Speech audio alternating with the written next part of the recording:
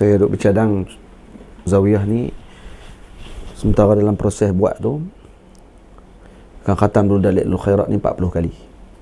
Sambil-sambil ni khatam kat sini lah. Sama ada seorang-seorang ke, buat jemaah ke, 40 kali khatam sambil-sambil duduk berdiri apa ni Zawiyah ni, insya-Allah. Berkat Dalail, insya-Allah. Baik. Kita sambung pada bait yang ke berapa ni? 77. Ketegasan alim di dalam majlisnya perlu agar majlisnya tak huru-hara. Teguran perlu dilakukan olehnya kepada murid yang tidak dengar kata. Jadi alim perlu tegas dalam majlisnya. Waktu para guru kita tegas kan? Dalam majlis, handset ditutup, tidak tidak sibuk dengan perkara yang lain ketika tersebut. Dalam majlis jangan pegang tasbih, duk berzikir. Itu semua mengganggu majlis. Sebab tu seorang Habib, tak ingat saya Habib mana, Habib besar jugalah, Habib Salim kalau tak silap. Ustaz Zul pernah cerita ada seorang duk zikir dalam majlis, saya sambil dia duk mengajar, kemudian kawan ni duk pegang tasbih, duk tarik tasbih. Ramai kita tengok orang macam tu. Maka kata Syekh, kami ni lalai ke sekarang ni sampai kamu kena zikir ni? Awak lalai kah kami ni sampai kamu nak kena pegang tasbih zikir? Dia kata sampai macam tu sekali. Marah kan? Dia marah kalau keadaan macam tu, sibuk dengan nak buat benda-benda yang lain selain daripada mendengar dars pada waktu tersebut. Baik. Jadi alim perlu tegas dalam majlisnya agar majlisnya tidak jadi huru-hara. Orang ni buat macam ni, orang ni buat macam ni, ikut suka mereka. Jadi teguran perlu dilakukan olehnya kepada murid yang tidak dengar kata. Jika masih tidak dengar nasihatnya, sebaiknya keluar balik rumah saja. Jadi kalau tak dengar juga nasihat, sebaiknya balik rumah saja. Baik siapa yang balik ni? Imam guru, imam murid tadi balik. Kedua-duanya boleh faham dengan dua-dua rampang. Serampang dua mata lah ni. Jadi maksudnya kalau kata guru pun nak balik pun tak ada masalah sebab murid tadi tak dengar cakap, ataupun murid tadi yang sepatutnya balik dan kemudian tidak datang lagi. Kerana apa? Kerana tidak dengar nasihat. Adab alim dengan para muridnya tidak berkira masa dengan mereka. Ini adab alim dengan para muridnya. Jadi jangan kira masa dengan anak murid kita. Jadi jika ditanya soalan apa saja, diberi jawapan juga panduannya. Syekh Murabit Al-Hajj diceritakan bahawa beliau pernah menyebut, tanyalah bila pun kamu nak tanya soalan kepada aku, hatta ketika aku tidur sekalipun. Mai gerak aku dekat kemah aku tu, dia kan dia duduk dalam kemah dulu. Mai gerak aku dekat kemah aku tu, aku akan bangun dan kalau ni aku akan jawab soalan yang ditanya oleh kamu. Yang macam tu sekali. Tapi murid pun kena reti jugalah. Walaupun Tok Guru memang bagi masa dia suruh ke anak murid pun kena reti juga waktu Tok Guru tu. Dan waktu Tok Guru rehat, waktu Tok Guru dalam keadaan lapar, waktu Tok Guru dalam keadaan yang marah dan sebagainya. Jangan duk bertanya soalan waktu tu. Jadi kena sembok kan. Lepas tu jangan beberapa benda yang jangan ditanya pada waktu tersebut ketika halnya tidak tengok dalam keadaan yang baik. Kerana guru juga manusia. Dia juga ada halnya sendiri. Dan dia pun ada masalah macam kita juga. Malah lebih daripada tu lagi. Maka jangan kita beratkan lagi dia dengan masalah-masalah lain. Lepas tu bila kita kena marah, kita kata, apa Tok Guru tu pun nak marah. Tak sepatutnya. Dan kita tak kena pada waktu tersebut dan kena marah, lepas tu kita pula celah guru kita pada waktu tersebut. Jadi sebab tu kena jaga adab-adab kita tersebut dengan guru kita. Ya, walaupun guru ni kerana ni adab dia. Adab dia dengan murid, dia tak berkira. Nanti adab murid pula dengan guru, dia pula kena perhati. Jangan tak kira masa. Saya dulu masa di Mesir pernah cerita lah pasal Syekh Murabit Al-Hajj ni. Ada seorang kawan kita ni, dia betul sikit. Tengah duduk tidur mega. Ustaz, tanya soalan boleh tak? Kata, anda tengah tidur ni. Allah, esok kita sembang ni. Takkan Ustaz kata waktu Syekh Murabit Al-Hajj kan dia tidur. Aduh kata dia ni. Bangkit duduk juga lah kita pun. Nak spot kesian. Tu kadang kena reti juga lah kita pun. Tu kadang-kadang Tok Guru ni Sampai kena letak jadual depan rumah. Sebab kadang-kadang ramai yang tak faham. Betul tak? Tok Guru Haji Saleh letak kena letak terpaksa letak waktu bila nak kena melawat. Kenapa Tok Guru kena letak macam tu? Sebab ramai yang tak erti. Dia main ikut suka dia. Dia buat macam rumah dia. Lepas tu kalau Tok Guru tak layan, marah Tok Guru pula dah. Kami main joh-joh Tok Guru tak layan. Ikut suka dia. Rumah dia. Nah? Sampai macam tu. Tok Guru Haji lah Lubuk Tapah. Kami duduk dengan dia, saya duduk mengaji dengan dia dulu sekejap. Tengok macam mana suasana dan keadaan orang main lawat dia. Tak kira masa. Kadang-kadang pagi esok tu waktu Tok Guru mengajak, pukul tengah duduk mengajak Tok Guru tertidur.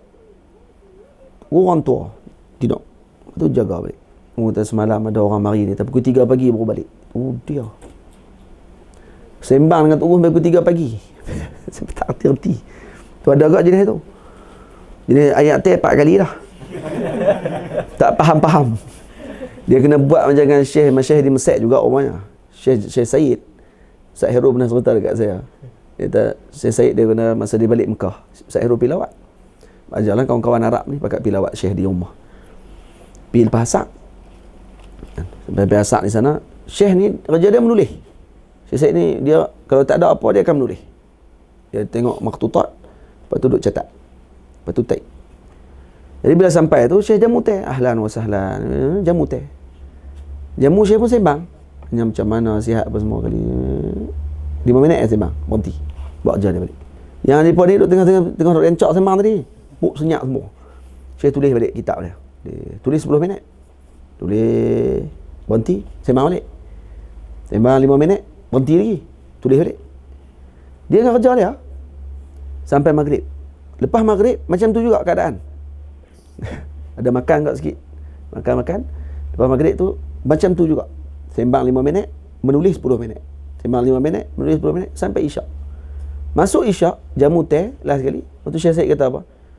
Makan dah, minum teh pun dah, baliklah. Umur pergi. Saya kata, tu dia. Kalau orang Melayu kena halau macam ni, pakai tak medah rumah dia. Kadang-kadang kena macam tu. Terpaksa. Kalau tidak tak balik, sampai isyak tak balik lagi tu. Syekh tak pergi balik lah. Syekh suruh tunggu dulu. Akhirnya sampai Syekh halau. Saya kata cukup dah makan, habis dah. Tu orang Arab dia punya apa ni, dia pun akan baca doa sebelum balik tu kan. Dia kata apa ni? Akalat ta'amakumul abrar wa sallat alaikum malaikatul akhyar illa Jibril. Nah. Ba'da syai. Selepas syai baru malaikat Jibril akan selawat. Kan doa tu kan, akalat ta'amakumul abrar. Telah makan makanan kamu oleh orang-orang yang baik-baik. Wa sallat alaikum malaikatul akhyar, dan berselawat kepada kamu para malaikat yang terpilih. Illa Jibril. Kalau tak jemu syai lagi. Ba'da syai. Pas syai Jibril akan sambung selawat tu. Buat lawak lah. Jadi apa ni, takkan nak kena Tok Guru buat macam tu. Ada kita di Mesir pun sama juga. Ada 3 orang anak murid kita yang jenis tu.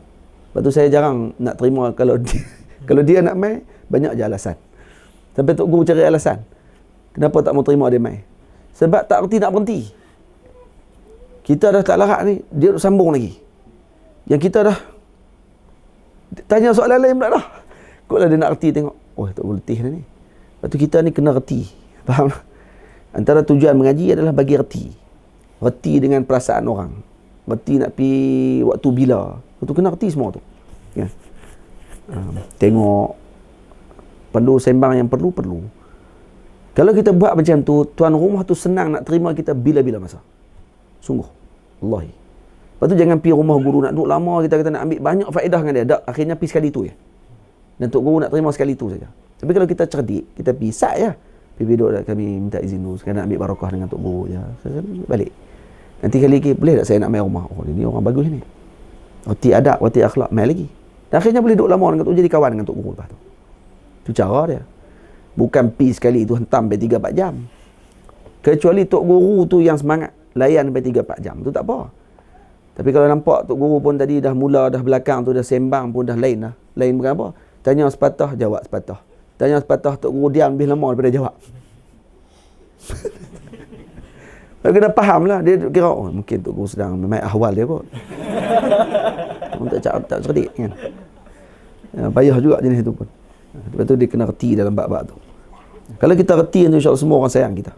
Mai bila-bila masa pun orang tunggu. Orang kata dia ni bagus, akhlaknya baik. Nak datang tu dia ni datang dengan akhlak. Jangan datang saja. Bawa mai lah, mangga ke, gajah duduk ke, BHS ke, kecubung ke. Ini mai ayat liok. Oh, tak buat apa tu, tak faham. Dah. Tak gua pun ustaz pun duk harap benda tu pun kan. Bila orang tua-tua dulu dia cukup jaga benda-benda macam tu. Nak pergi rumah orang berhenti juga beli kopi gula. Tak beli banyak pun, kopi dengan gula mesti beli punya. Lah kali rumah tok guru penuh kopi dengan gula. Beda buat apa? Beda nak jamu orang pula mai lepas tu. Ada orang ni buat mai. Kopi gula. Biskut Mary. Itu banyak kan. Orang tua-tua dia cukup jaga bab benda macam tu. Adat-adat macam tu bukan senang. Kalau tak mengaji takkan buat macam tu. Kecuali tak dan. Ada orang yang tak dan. Tak ada tempat nak berhenti lah. Terus mai terodong rumah tok guru. Itu lain kira lah kan. Baik. Tak mana kata? Adab alim dengan para muridnya tidak berkira masa dengan mereka. Jika ditanya soalan apa saja, diberi jawapan juga panduannya. Tanya apa saja soalan, diberikan panduan kepada mereka. Ya. Namun jika tidak mampu menjawabnya, tidak malu akui kejahilannya. Kalau dia tak mampu jawab, maka dia tidak malu untuk mengucapkan bahawa la adri, aku tidak tahu. Sebab tu apa dia mengakui kejahilannya, ini aku tidak tahu itu jawapannya. Perisai utama warisan aulia. Kerana ini warisan. Menjawab la adri ini adalah warisan. Sebab tu dalam ni kitab Syekh Muhammad Awwamah, Syekh Muhammad Awwamah kata antara asas utama bagi penuntut ilmu apa dia? Kepada guru, tarbiyatul ustaz talabatahu ala qawli la adri. Yang ini mendidik para muridnya mengucapkan saya tidak tahu. Dan ini tidak akan berlaku kepada orang yang tidak belajar. Sebab tu perkataan saya tidak tahu ni sebenarnya adalah pelajaran dan warisan para awliya Allah Subhanahu Wa Taala. Ini bukan benda biasa. Sebab tu ada orang kadang dia tak mampu nak jawab saya tak tahu. Bagi dia menjawab tak tahu tu adalah satu keaiban. Ni malu ni kalau jawab tak tahu ni. Tu. Ya, di sini kata Syekh Muhammad Awwamah, wa yattasilu bi khuluqil insafi ittisalan wathiqan amrun akhar wa huwa min muhimmati syuyukh tujahi ashabihim huwa an yuwarrithuhum wa yu'awwiduhum idza dhukira amamahum amrun laysa lahum bihi ilmun an yaqulu la adri. Yuwarrithuhum, tengok bahasa Syekh Muhammad Awwamah, yakni mewariskan kepada mereka dengan dan membiasakan kepada mereka ketika disebut kepada mereka benda yang mereka tak tahu dikatakan la adri. Sebab tu saya sebut di sini, tengok, aku tidak tahu itu jawapannya, perisai utama warisan aulia. Kerana ini warisan. Ini bukan benda biasa. Sebab tu al-ulama warasatul anbiya. Kerana anbiya pun tidak malu mengucapkan la adri. Nabi pun jawab la adri. Ya. Wallahu a'lam. Lakin la yaktafi qailu dhalika bihadha takhallusil amin. Wa yatrukul amrul mu'allaqan fi nafsih. Wa fi nafsi sa'ilih. Bal يعلم هذا الطالب ويتابع أن يرجع إلى أستاذاته ليفيدوه فيه أو إلى مكتبته إن كان بلغ أهلية البحث بنفسه. Tapi bukanlah dia tinggal terus macam tu saja. Saya tak tahu. Tapi boleh rujuk dalam ni. Boleh bagi tahu pula. Ataupun tanya kepada guru sekian-sekian. Mungkin dia tahu. Boleh tanya kepada begitu-begitu. Jadi bukanlah dia tinggal terus tak tahu. Macam mana apa ni, boleh tak? Ustaz tahu tak apa dia jawapan ni? Tak tahu. Lepas tu macam mana nak cari tak tahu? Boleh macam tu. Bagilah tahu. Tak tahu tapi mungkin ada dalam kitab sekian-sekian. Cuba tengok dalam kitab tu, tengok. Ataupun tanya dekat guru ni, mungkin dia tahu dalam bab tersebut. Itu cara dia.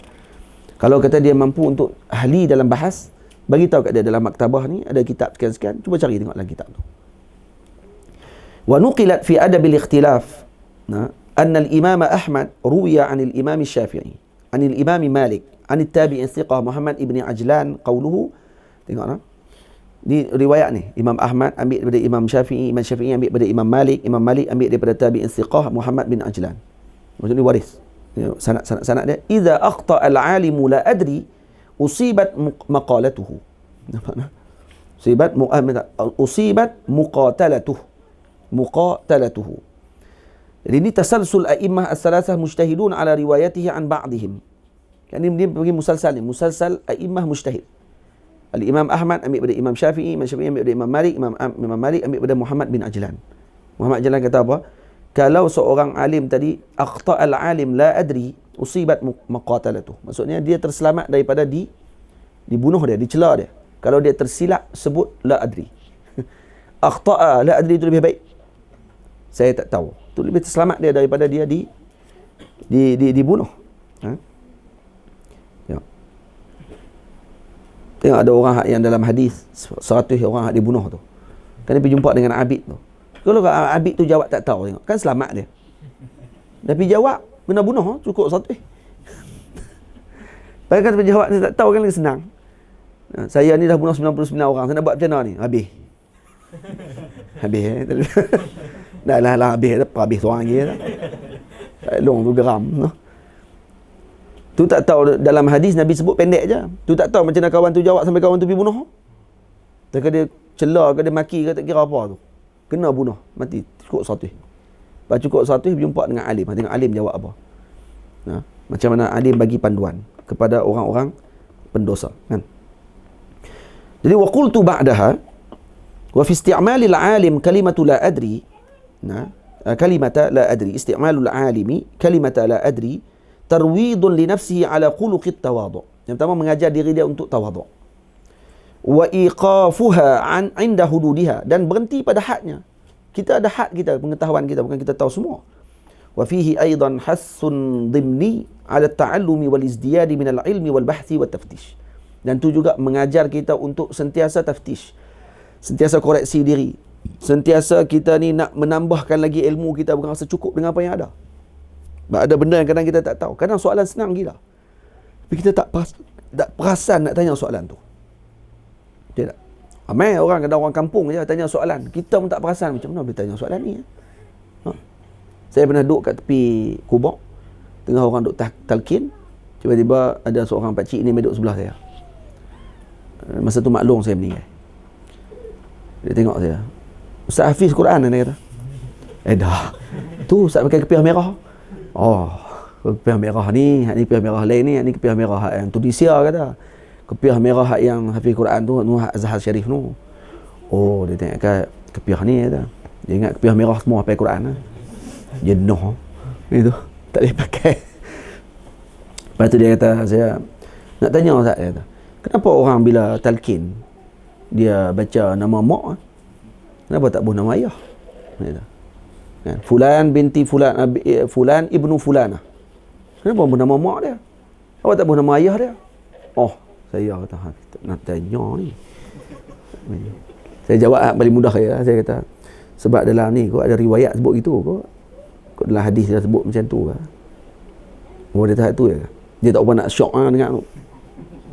Tak apa. Saya hak tu lah saya boleh kata, saya kata tak tahu hak tu kot.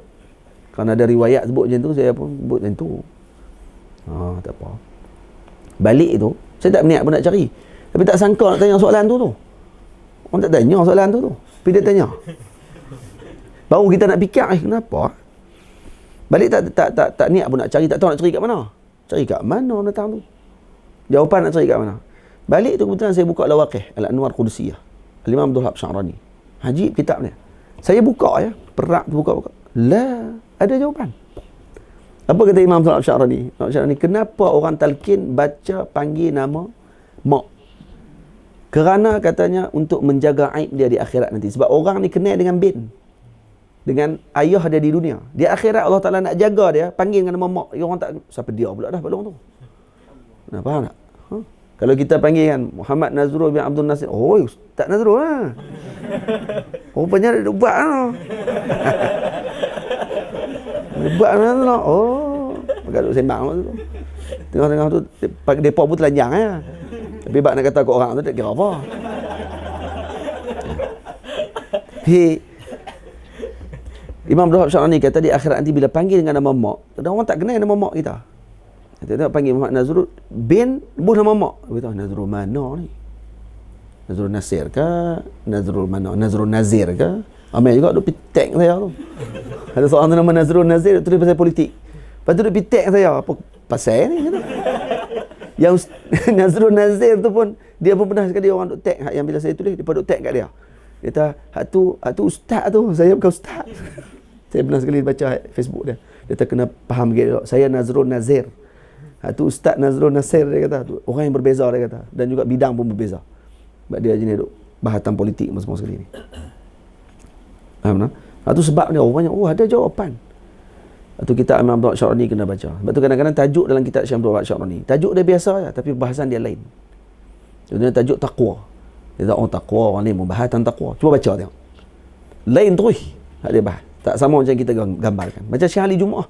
Bila orang tanya dia pasal masalah hukum, biasa kita dengar hukum tu. Apa hukum puasa pada bulan kaza. Kau dengar jawapan dia. Kita akan dapat yang lain daripada yang kita duk gambar, kata kita, dalam kitab lain pun ada ni. Tak, cuba dengar dia jawab. Lain terus.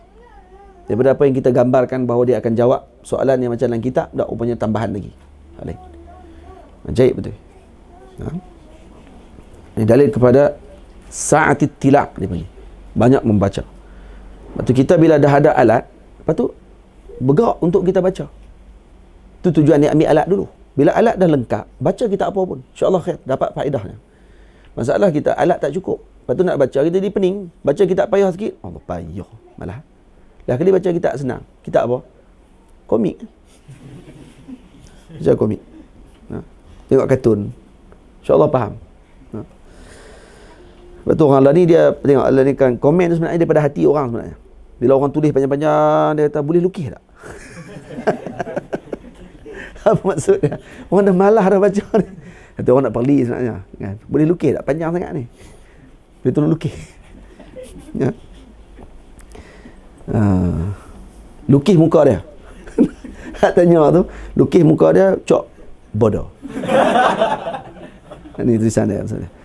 بإيقافها عند حدودها وفيه أيضا حث ضمني على التعلم والازدياد من العلم والبحث والتفتيش فإنه إن أجاب الآن سائله بلا أدري وحسن منه هذا الجواب بدلا من أن يتقحم في النار إذا تكلم بغير علم فإنه لا يحسن به أن يجيب مرة ثانية عن السؤال نفسه بلا أدري.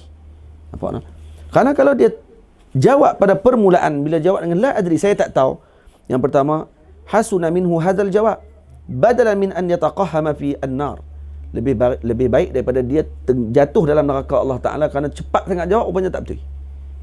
Lebih baik jawab la adri. Faham? Dan ni orang yang kalau kata dia tak tahu manhaj ni, bila dengar ustaz jawab la adri, dia akan kata, apa tu pun tak tahu. Pada orang yang reti, kita jawab la adri tadi, dia akan tahu, kata, dia ni alim. Alim sebab dia tahu atau dia tak tahu. Daripada buat kepala tahu. Lianna muhimmatal alimi jawabus sa'il bima yunqidhuhu min jahlihi aw wartatihi. Jadi yang kerana tugas alim menjawab bagi seorang yang bertanya dengan apa yang menyelamatkan dia daripada kejahilan dia. Nampak tak? Amma qawlu Yaqut al-Hamawi an la adri wa annahu nisful ilm. Nampak tak? Jadi yang kalam Imam Yaqut al-Hamawi, kata dia, la adrini wa annaha nisful ilm innahu nisful marzul. Hadha fi man tahassana biha inda kulli su'al yuwajjahu ilaihi wa huwa mutakasilun 'anil bahthi 'an jawabih. Jadi kata Yaqut al-Hamawi, dia kata la adri wa annaha nisful ilmi innahu nisful marzul, dia kata. Itu sebahagian daripada kehinaan sebenarnya. Ya, ar-razalah kan, sebahagian daripada kerendahan. Kenapa pula direndahkan? Jadi kata Syekh Muhammad Awamah, maksud Imam Yaqut al-Hamawi bagi perkataan nisful ilm tadi, maksudnya nisful marzul. Kan kita syarahkan la adri nisful ilm. La adri itu adalah sebahagian daripada ilmu. Dan Imam Yaqut al-Hamawi kata tak, nisful ilm maksudnya daripada setengah daripada kehinaan. Bukan nisful ilm maksudnya setengah daripada ilmu.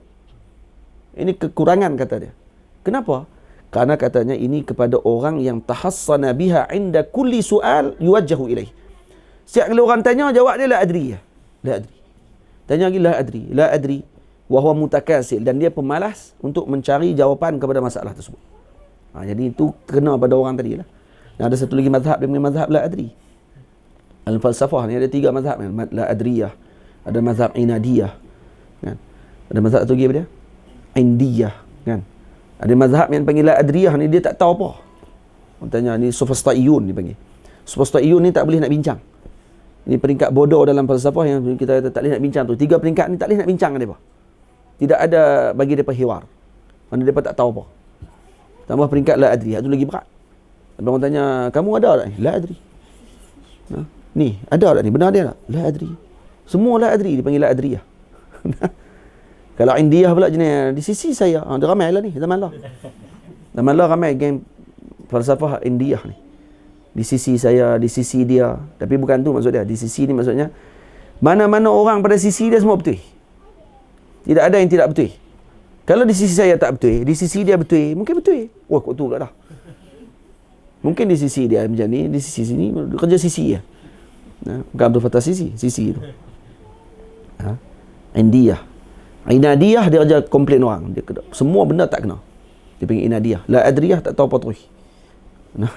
ومن منهجهم في التعليم وهو ضروري في الأدب الاختلاف أنهم كانوا ينظرون إلى اجتهادهم باحتمال الخطأ ولا يجزمون ما لم يكن الدليل ناسعا ناطقا. Ini banyak ni ceritakan jawapan para ulama dan para sahabat Nabi ridwanullah alaihim ajma'in yang menjawab dengan jawapan la adri. Ini antara perkara yang diajarkan. Baik. Satu faedah dia sedikit daripada jawapan la adri tersebut. Imam Malik ditanya 40 soalan, hanya 4 soalan saja dijawab. Bakinya dijawab la adri. Jadi itu tidak merendahkan beliau, malah dimasukkan dalam manaqib beliau. Baik. Adab alim bersama para muridnya. Alim itu ikhlas dalam didikannya, tidak membezakan antara muridnya. Ini antara adab alim yang perlu diberikan perhatian. Guru jangan terlalu memberikan perhatian kepada sebahagian murid sehingga sebahagian lagi murid berasa hati. Jangan kadang kasih sayang memang tak boleh nak disamaratakan. Sebab tu dalam bab contohnya kalau kasih kepada anak dan sebagainya, dia tidak ada keadilan dalam bab adil ni, dalam bab pemberian. Dalam bab orang panggil apa ni, nafaqah, itu kena adil. Tapi dalam bab kasih sayang tidak boleh adil. Nak adil macam mana benda yang muyul, dia tak boleh nak adil. Kalau dituntut adil pada perkara tersebut, nanti akan pincang kehidupan orang tu. Contohnya kalau orang tu dia ada 2 orang isteri, dia sayang yang pertama, yang kedua ni sayang juga tapi lebih yang pertama. Isteri yang kedua tak boleh nak kata, ataupun sayang yang kedua, yang pertama dia nampak macam kurang sikit dekat dia. Dia kata kena bagi sama rata lah kasih sayang. Mana boleh. Seorang ayah sayang ke anak pertama lebih daripada anak kedua dan ketiga. Sayang ke anak bongsu lebih daripada anak yang sulung dengan anak yang kaza. Jadi anak-anak lain tak boleh nak berasa hati pada waktu tersebut. Kenapa? Karena itu adalah fitrahnya manusia. Memang dia akan ada yang lebih pada waktu tersebut. Tapi dalam bab pemberian, dalam bab untuk beri nafkah, disamaratakan. Kawan ni dapat, yang ni pun dapat juga. Tapi tang kasih, yang ni dia tak boleh nak elak perkara tersebut. Nampak tak? Tapi kalau tang pemberian pun dia bagi dengan berat sebelah, maka waktu tersebut dia zalim. Jadi alim pun macam tu juga. Alim ni kena ikhlas dalam didikannya, dan jangan dia tunjuk sangat dia bagi perhatian kepada seorang, yang lain diabaikan. Maka itu akan menyebabkan yang lain berasa hati, dan tu yang akan terbitnya dengki, hasad. Kemudian akan buat yang tidak elok sama kawan-kawan. Kerana itulah. Dan kurangkan memuji para murid di depan murid. Lebih baik mereka ni ditegur daripada dipuji banyak-banyak. Dan ada juga guru jenis puji anak murid depan-depan ni. Bagus ni. Tu dia naik tocang apa tu. Dia syok. Orang lain semua rendah. Orang lain tak pernah kena puji macam tu. Ataupun akan jadi afat kepada murid tersebut. Kena puji-puji belakang. Puji kat belakang lagi baik daripada puji kat depan, yang menyebabkan murid tadi jadi rosak. Karena bukan semua murid ni tertanggung dengan pujian gurunya. Ada yang dia termakan, dan juga ada yang terhanyut dengan pujian tadi, akhirnya jadi rosak. Imam Abu Hanifah pernah puji Al-Imam Qadi Abi Yusuf. Qadi Abi Yusuf hampir wafat kerana sakit yang teruk. Imam Abu Hanifah pergi lawat dia. Yang Imam Abu Hanifah kata kalaulah mati Abu Yusuf, akan masuk bersamanya ke dalam kubur setengah daripada ilmu aku. Ilmu Imam Abu Hanifah. Setelah Imam Abu Yusuf sihat balik, orang pakat cerita, kata rupanya Imam Abu Yusuf ni menanggung setengah ilmunya Imam Abu Hanifah. Seronok waktu tu. Terus Imam Abu Yusuf buat apa waktu tu? Depa pun pakat minta, buatlah kelas, kan? Mengajak beliau. Buat kelas. Dan Imam Abu Hanifah tengok ramai orang pakat pergi ke majlis anak muda baru buka kelas ni. Tanya siapa dia yang buka tu. Orang beritahu kat Imam Abu Hanifah, kata Imam Abu Yusuf. Dia buka kelas. Imam Abu Hanifah kata, pergi tanya soalan kat dia. Ada soalan tu, ada Syekh Abdul Huda ada sebut soalan apa yang ditanyakan oleh Imam Abu Hanifah kepada Imam Abu Yusuf. Soalan bab kenaan muamalat. Ada jual beli apa atau saya tak ingat. Jadi bila disuruh tanya soalan tu, kalau kata dia jawab boleh, tak betul. Kalau dia jawab tak boleh pun tak betul. Dua-dua tak betul. Jawapan dia tafsil. Maka anak murid ni pun yang diutus oleh Imam Abu Hanifah pergi tanya dalam soalan, dalam majlis. Bila tanya, apa hukum sekian-sekian ni, bab muamalat ni? Maka Imam Abu Yusuf jawab, boleh. Tak betul. Lepas tu fikir balik, tak, rupanya tak boleh. Tak betul juga. Lepas tu terus Imam Abu Yusuf kata, ni bukan soalan kamu ni.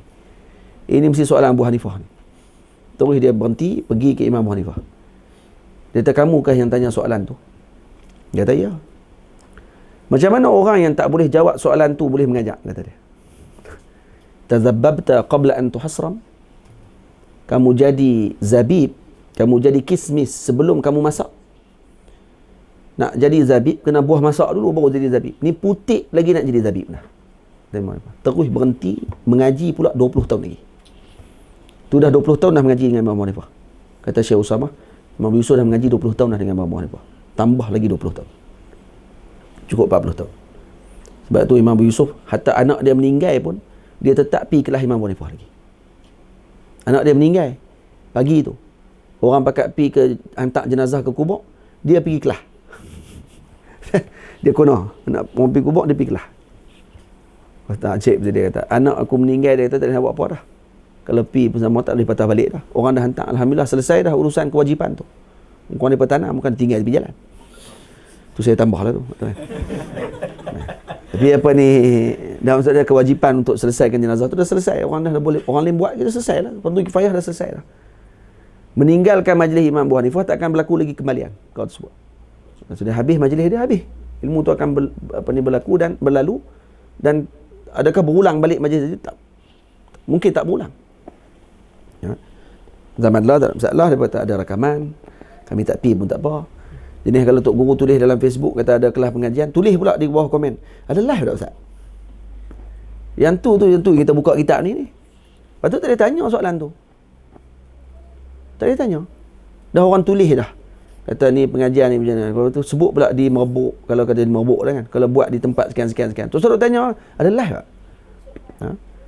Nak pipi yang tak mau pergi sudah. Lepas tu tanya, bila nak main tempat kami tak? Ni satu lagi. Dia panggil, bila nak main tempat kami ni. Bila nak main tempat kami tu bukan nak panggil betul pun, bohong kan. Kalau betul lah. Kalau betul nak panggil Tok Guru tu main, kontak cara betul lah. Nak main. Ni tak tanya kat dalam komen, bila nak main tempat kami. Lepas tu kita kata, bila boleh? Nanti kita main lain lah. Sembang yang terah. Ya. Kadang-kadang dia orang panggil buat ramai, orang Penang kata. Dia panggil buat ramai. Nak bagi ramai komen kan? Cara tu. Jadi buat ramai ni letih. Sebab tu kadang-kadang kena belajar. Ada banyak benda kadang-kadang. Sebab tu kita ni nak komen ke nak apa ke, tengok cara. Orang buat tasbih kat tengkok. Berterabuk aduk habis satu dunia. Dia tak ramai pun. 2-3 ekor mangkuk ya. Buat tasbih kat tengkok pun dia jadi isu. Dia tadi macam sama macam dengan rantai. Sama tak rantai kot mana tu tasbih. Bodoh betul. Rantai tu hak yang tu. Hak bubuh rantai besi, hak serupa dengan tengkok anjing tu. Hak tu baru rantai. Hak tu tak boleh tasbih tu. Ada boleh guna tasbih tu. Tengok alat lah.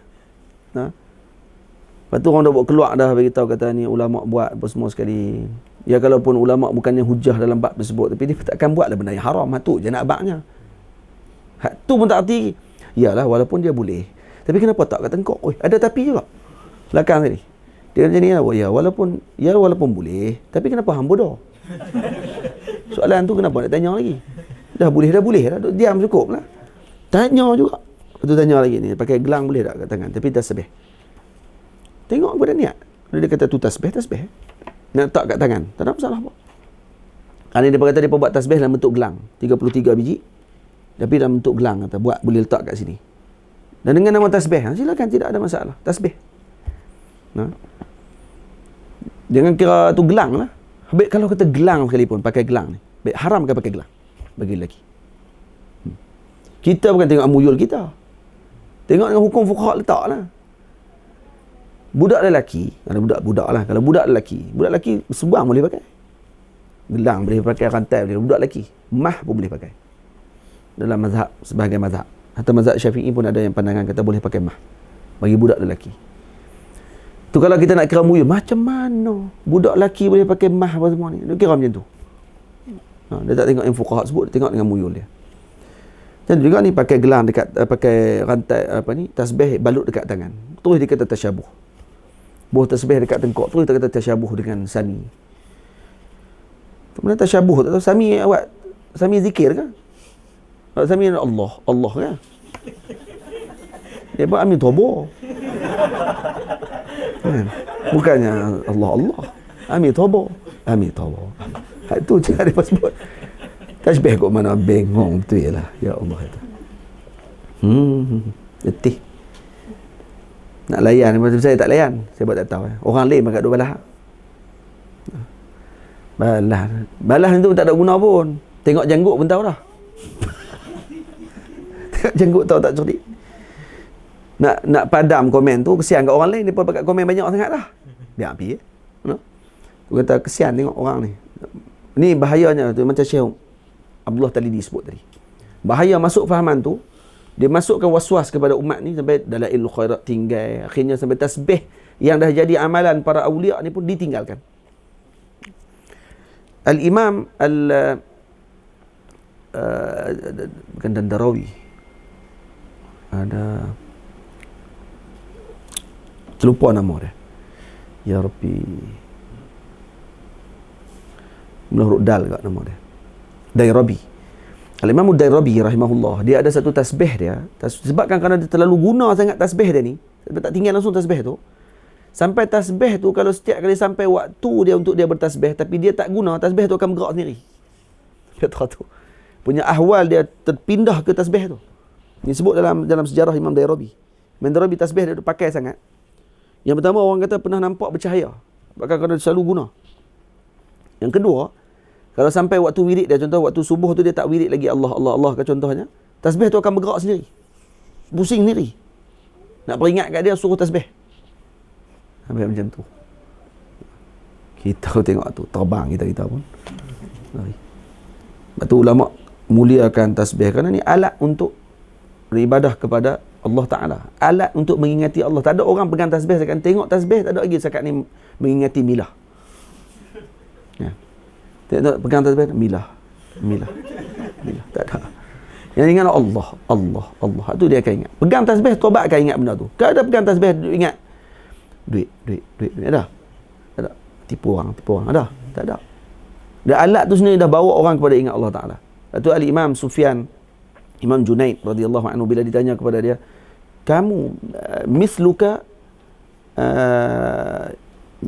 ta'khuz as-sibhah, orang macam kamu pun masih guna tasbih lagi?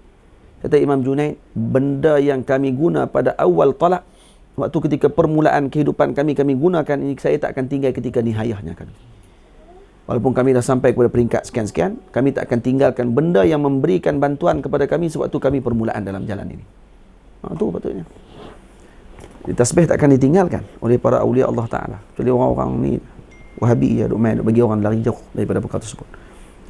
Yang tu yang barat nak sebenarnya. Nak jauhkan kita daripada amal. Bila umat ni jauh pada amal, jauh daripada alat-alat yang bawa kita dengan mengingati Allah Ta'ala, waktu tu akan masuk mudah faham yang pelik-pelik. Sebab tu Syekh Husni pernah sebut, dia kata awal tariq ila al-diniyah adalah Wahabi. Wahabi adalah jalan pertama kepada tidak ada agama. Sungguh. Banyak yang Wahabi akhirnya jadi etis. Di Mesir banyak macam tu.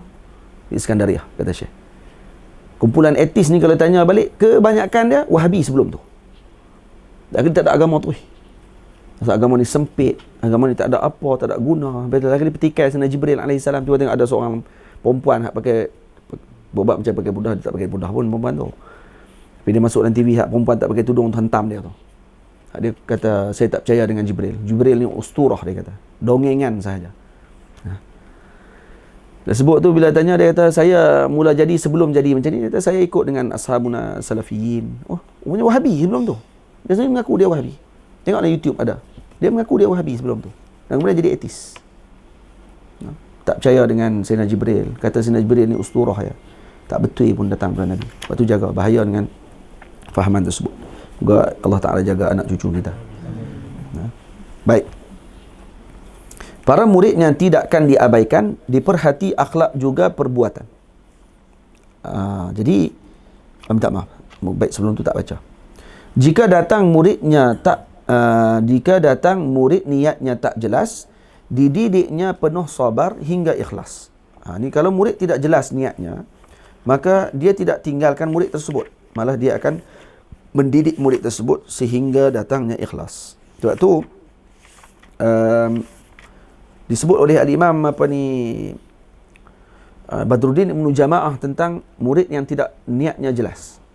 Adakah perlu ditinggalkan? Tak, jangan ditinggalkan. Dididik. Kecuali walaupun setelah dididik tetap juga dilihat amarah ataupun tanda-tandanya tidak menunjukkan kepada perubahan, waktu tersebut barulah hajar.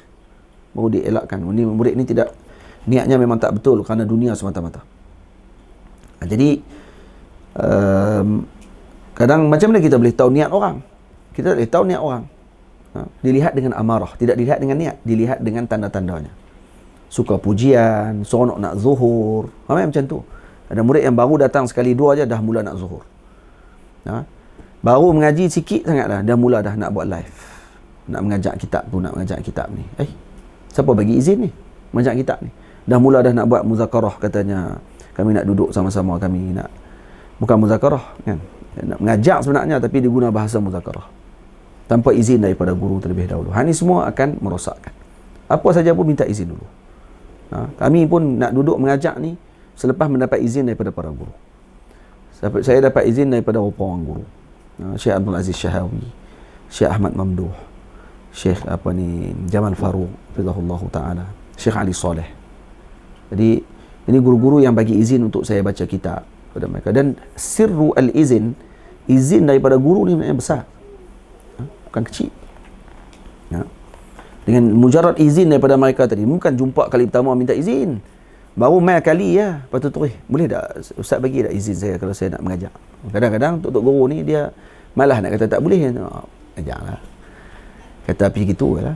Dah kali pertama jumpa. Lepas tu terus dia duk canang kata dah guru dah bagi izin. Main macam tu. Dah mengajak macam-macam, lepas tu minta ijazah kat kita. Ustaz boleh tak bagi ijazah saya kitab ni? Saya dah khatam lah kitab ni di masjid sekian-sekian. Mengajak masjid. Saya nak minta ijazah pada ustaz lah. Nak bagi ijazah. Nak bagi ijazah tau. Lepas tu takut dia konar. Lepas tu saya mengaji kitab ni dengan Ustaz Nazrul. Lagi kali mengajak tak betul. Kena kat kita. Kita pula jenis tak tolak. Dia tahu tak boleh tak boleh bagi ijazah, kena main mengaji dulu, baca dulu. Minta baca bila kan. Kalau boleh berkata macam tu ke kemah. Saya ni tak boleh kata macam tu. Bukan jenis gitu. Takut orang berasa hati lah apa semua. Ada perasaan tu kita ni. Tapi kadang-kadang kena tegah juga. Benda-benda tu kena tegah. Tak boleh kerana ni agama ni ilmu ni agama. Kalau dibagi kepada semua orang untuk bercakap benda tu, rosak agama. Para muridnya tidakkan diabaikan, diperhati akhlak juga perbuatan. Kita tengok di sini.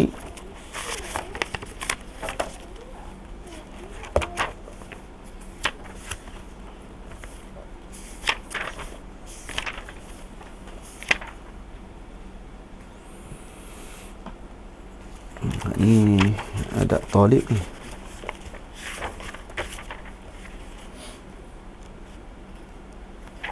Dia. Ni yang tadi saya sebut, jangan menghalang para murid untuk belajar kalau niatnya tidak ikhlas. Ini kata Imam Badruddin Ibnu Jama'ah, alla yamtani'a min ta'limi at-talibi li'adami khulusi niyyatihi. Jangan kita menghalang murid tadi daripada belajar kerana niatnya tidak betul ikhlas. Fa inna husnan niyyati marjuun lahu bi barakatil ilm. Kenapa? Kerana diharapkan dia mendapatkan keikhlasan tersebut dengan berkatnya ilmu. Harapkan begitu. Moga dia datang ni akan berkat, dengan berkatnya ilmu tadi dia akan ikhlas lepas tu. Lepas tu kata ba'dus salaf, kata ulama salaf sebahagiannya, talabna al-ilma li ghairillah fa aba an yakuna illa lillah. Nampak tak? Jadi maknanya kata para ulama, fa kana aqibatuhu ansara lillahi. Ini penghujungnya jadi kerana Allah Taala juga. Pada permulaan bukan kerana Allah. Kerana ikhlas niat ini, law syurita fi ta'limil mubtadi'in fihi ma'a usrihi ala kathirin minhum la adda dhalika ila tafwitil ilm. Kerana kalau disyaratkan ikhlas dalam permulaan menuntut ilmu kepada mubtadi', maka akan menyebabkan ramai yang tak akan tuntut ilmu. Kerana susahnya ikhlas. Hak yang dah muntahi pun payah nak ikhlas. Betul lagi yang baru permulaan. Lebih sebab tu, sebagian ulama kata tidak ditekankan sangat perkara tersebut pada permulaan dan didoakan moga dengan berkat ilmu yang dia belajar akan ikhlas nanti, insya-Allah. Nampak no? Ni penting ni. Tapi tu sebab lakinna syaikha yuharridu al-mubtadi'a ala husni niyyati bitadriji qawlan wa fi'la. Tapi syekh kena sentiasa terang kepada muridnya agar ikhlas secara berperingkat. Sikit-sikit. Nampak tak? Lepas tu kena terang kat dia apa yang dapat kalau kita orang ni ikhlas ketika belajar dan sebagainya. Terangkan moga-moga akan datang ikhlas tersebut. Jadi akhirnya belajar bukan kerana suatu lagi yang lain. Belajar kerana lazatnya dengan ilmu tersebut. Nah, cara dia macam mana nak tengok? Nak tahu kata betul tak betul ni? Macam kita makan nasi. Kan kita makan nasi ada kita niat apa buat. Lepas makan kita akan jadi kuat apa semua tu kan. Nak buat kerja apa semua kali. Waktu nak makan nasi tu. Waktu tu kita duk fikir ni, kalau makan ni. Lepas tu sekejap lagi boleh buat ibadah. Apa kemah tu. Nah. Kan waktu makan tak fikir apa? Fikir nak makan ni waktu tu. Tu ikhlas tu. Sebab tak fikir apa. Tidak. Cuba makanan kita dengan ilmu macam tu. Nak untuk ilmu tu makan ni, saya nak menuntut ilmu ni. Kenapa lepas ni nak edit? Tak ada apa. Kerana dah sampai waktu nak kena mengaji. Kena mengaji. Boleh dia fikir susah. Susah macam nak buat. Dah kena sampai dah waktu makan, saya makan. Lepas tu kenyang. Alhamdulillah. Orang tak tengok lepas tu boleh semayang, boleh apa semua kali. Terlupa tak makan dia tu. Dia tak? Jadi asbab kepada yang ibadah dia jadi boleh buat tadi ni kerana makan dia tadi. Macam tu juga kalau dengan ilmu, orang boleh fikir macam tu. Hebat. Tapi susah. Susah. Sebab dengan ilmu ni dia nampak macam-macam. Kalau saya boleh ilmu ni, saya akan buat macam ni. Sebab orang lain pun makan juga. Jadi sebab tu kita tak apa nak rasa sangat tu. Sebab orang lain semua makan-makan. Tapi tentang ilmu ni ada orang yang mungkin tak belajar. Jadi saya belajar. Jadi saya lebih pada dia. Nampak saya akan lebih ke depan.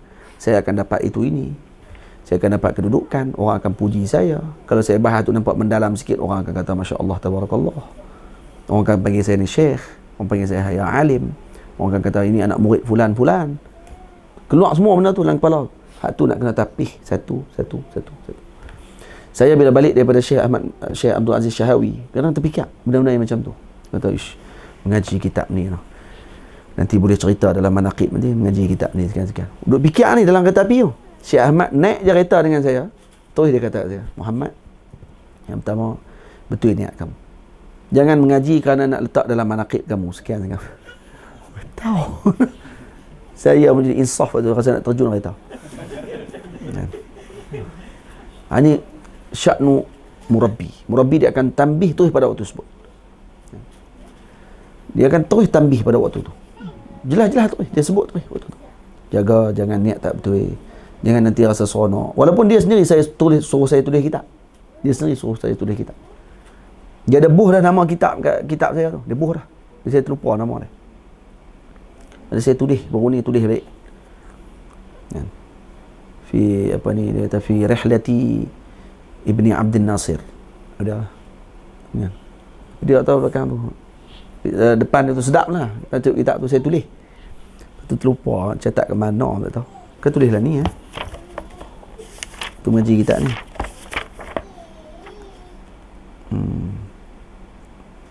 Tak ingat lah. Tapi apa ni, Dia dah habak dah nama-nama kitab dia tu. Dia tahan kena tulis, dia rehlah ni kena tulis. Nanti orang akan baca cara tu. Cara macam orang nak baca sangat. Tapi Syekh sebut macam tu kat saya. Waktu di Mekah lagi 2012 lagi Syekh suruh tulis lah. Syekh kata tulis nanti rehlah hang ni semua. Dengan siapa hang dengar, apa yang hang dengar daripada masyayikh, apa yang Syekh sebut kat hang. Kaza. Kena sebut tulis semua. Ni saya duk cadang tu macam cukup 20 tahun di Mesir baru nak tulis tu. Tapi dah balik tahun ni. Lepas tu ni Ustaz Soleh pula cari ni. Ustaz Alif kita pula akan tulis. Dia tengah tulis kan ni. Tengah tulis balik kisah hidup saya 16 tahun di Mesir. Apa yang saya dapat di Mesir, dengan siapa saya belajar, kitab apa yang saya dah belajar, sanad apa yang saya dapat. Dia macam kitab sahabat lah. Tapi dia lebih kepada cerita. Ya. Dan semua dalam ingatan saya lagi, kuat lagi. Masih kuat lagi seolah-olah macam semalam baru berlaku. Dan ingat lagi setiap tahun ni jadi apa, tahun ni jadi apa. Masih ingat lagi, cuma tak tulis. Kita malah nak tulis kan. Ni dah orang nak tulis pasal diri sendiri pula lagi malah. Dia ada orang tolong tulis tak apa. Yang diguna dengan bentuk lafaz ghaib kan. Saya nak tulis pasal diri sendiri lagi. Saya telah jadi nampak macam boyo pula. Tapi itu dibuat oleh ulama dulu. Sebab yang mengenal diri dia hanya diri dia saja. Siapa nak tulis pasal kita kalau bukan kita sendiri? Sebab kita yang kenal diri kita. Sebab tu Imam Abdul Wahab Syarani tulis kitab Minanul Kubra. Kan? Sebab tu Imam Suyuti ada tulis pasal diri dia. Nah, pasal diri dia sendiri dia tulis. Syekh Syekh Ahmad Ghumari tulis pasal diri dia sendiri. Syekh Ahmad Ghumari lagi saya kan tulis. Pasal diri dia habaq atas saya pada mulanya bermazhab Maliki, kemudian bertukar kepada mazhab Syafi'i, kemudian menjadi mujtahid mutlak. Terus saya mujtahid mutlak dia kata, tidak ada mazhab lagi. Sebut terus. Mana jumpa dengan syekh mana, baca kitab apa, kritik syekh tu pula. Macam-macam. Kisah hidup dia lah. Dalam Bahrul Amiq disebut. Jadi apa ni, kata Imam Abdul Wahab Syarani, tidak ada salah untuk kita tulis pasal diri kita, kerana yang lebih kenal diri kita sendiri. Tapi dengan syarat jaga niat kita tadi. Untuk apa kita tulis tadi? Untuk niat bagi semangat kepada penuntut ilmu. Dan kitab yang akan keluar nanti ni pasal kisah perjalanan saya menuntut ilmu tadi ni, bukan cerita semata-mata pasal diri saya menuntut ilmu tadi, tapi juga nak cerita manhaj. Dalam tu bagaimana mengambil ilmu daripada para guru, apa nasihat para guru ketika mana berdepan dengan isu masalah dan sebagainya. Kerana di Mesir ni saya lalui banyak fasa semangat, fasa dididik oleh guru, fasa berasa diri ni besar, fasa berasa bahawa diri ni tak ada apa-apa. Semua berlaku fasa-fasa tersebut. Itu yang maksudnya proses yang kita lalui tadi takkan berlaku melainkan dengan bimbingan para guru. Dan tu nak suruh kita ni berguru sebenarnya. Itu ya, poin yang hujung sekali, perlu kepada syekh. Perlu kepada guru pembimbing. Kalau tidak, takkan jadi apa kita ni. Itu maksudnya. Baik. Selalu bertanya, khabar tidak jemu. Agar sentiasa atas jalan ilmu. Jadi guru sepatutnya untuk sentiasa memberikan perhatian kepada para murid mereka pada setiap masa. Yang ni yang ketika saya baca kitab ni dengan Syekh Ahmad sampai kepada bab ini, bab berkenaan dengan an yuraghibahu fil ilmi wa talabihi fi aktsaril awqat, disuruh menuntut ilmu ataupun yatafaqqad ahwal tullabi. Saya bertanya tentang hal anak-anak murid dia. Ni waktu ni Syekh Ahmad cerita dekat saya, kata beliau, semua sifat yang dibaca pada adab alim ma'a talabatih, adab alim ma'a nafsih, yang saya sebut dalam kitab ni, adab alim fi majlisi dan sebagainya tadi ni, kata Syekh Ahmad, saya melihat semuanya ada pada Maulana Syekh Ali Jumaah hafizahullah. Ini saya pernah cerita sebelum ni, yang katanya Syekh Ahmad kata waktu pernah sekali dia kata dia tak hadir ke kelas Syekh Ali Jumaah selama beberapa minggu kerana sakit. Syekh Ahmad sakit dada waktu tu. Sakit dada sungguh. Dan cerita di sini lah kan, Syekh Ahmad dulu isap rokok. Dia isap rokok lama. Sampai umur 18 tahun masih isap rokok lagi. Dia memang kuat isap rokok, mudmin. Memang isap sungguh. Dulu. Lepas dia tinggal, terus dia kata benda yang paling dia benci adalah rokok. Tapi kalau tengok Syekh Ahmad, tak ada muka isap rokok. Wajah-wajah wali ni isap rokok. Tapi dia cerita kat saya, dia memang isap rokok. Dia kata. Dulu kuat betul isap rokok. Dia kata. Tapi lepas dia sakit dada, dia sampai teruk sangat. Kemudian dia tinggal rokok, dan itu benda yang paling dia benci, dan dia paling benci dia tak asap rokok. Paling dia benci sekali. Tak ada benda yang paling dibenci dengan asap rokok.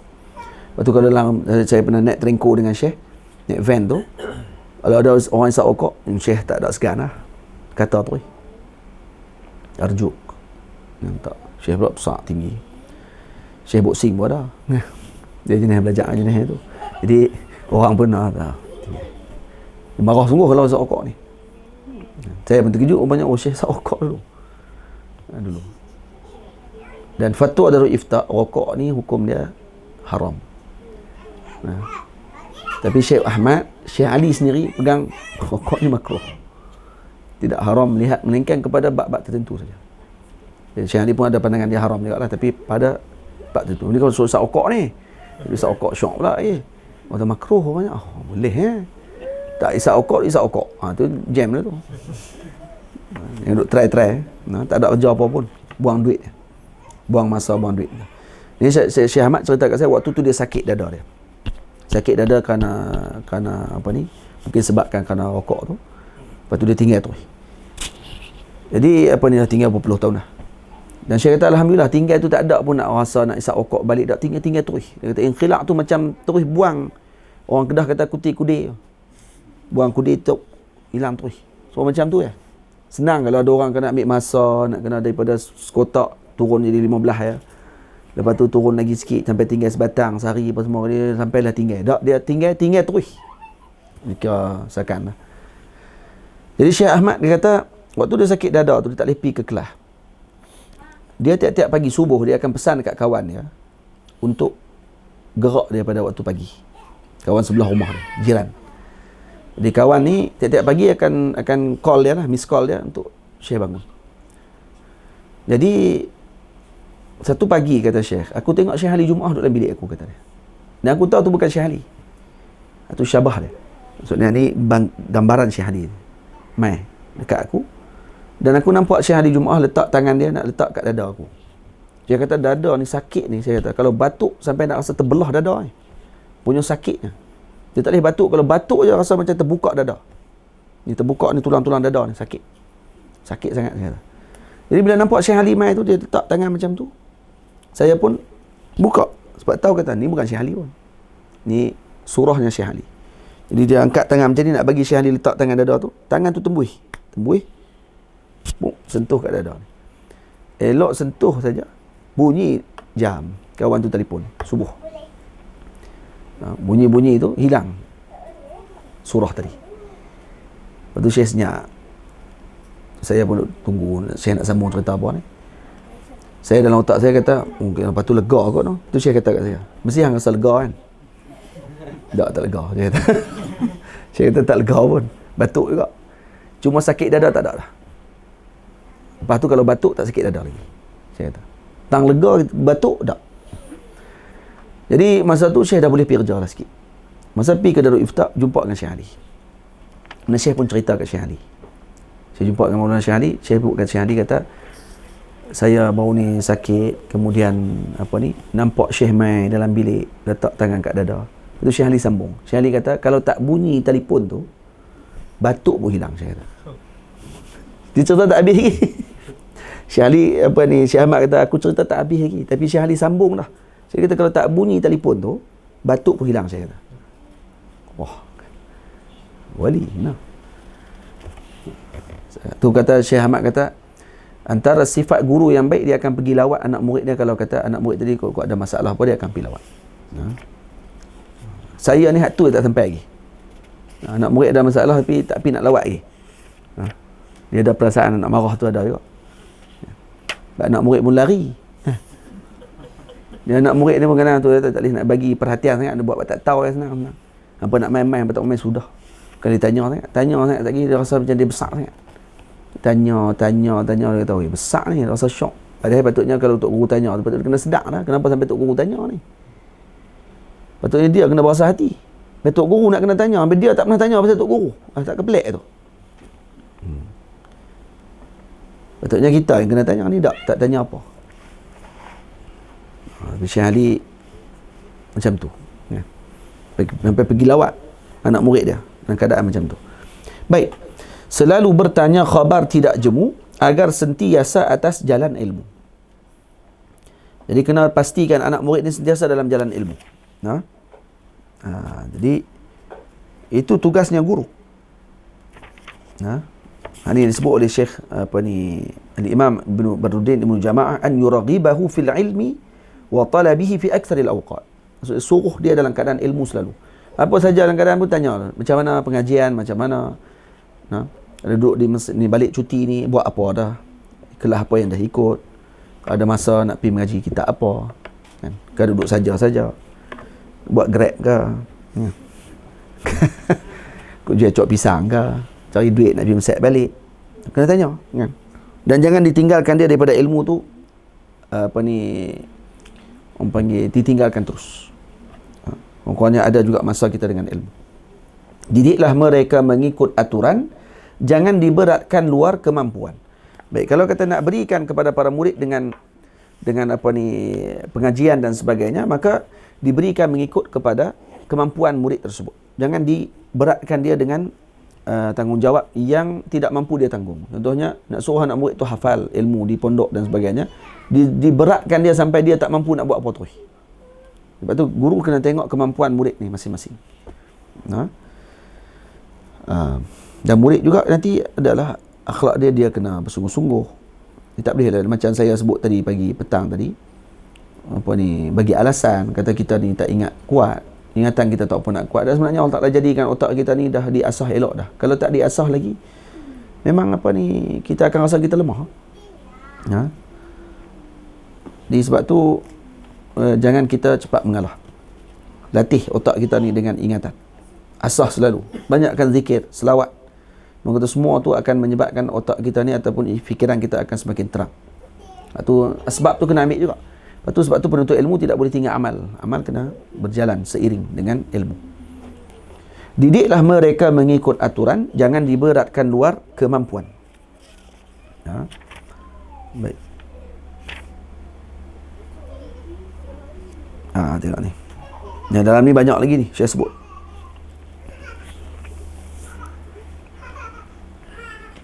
Cara-cara mengajak ni. Tu kalau tengok balik, ada buku panduan pedoman mengajak tu, cuma ambil tak? Bawah sekali, rak yang kedua. Tu rak kedua tu hujung sekali.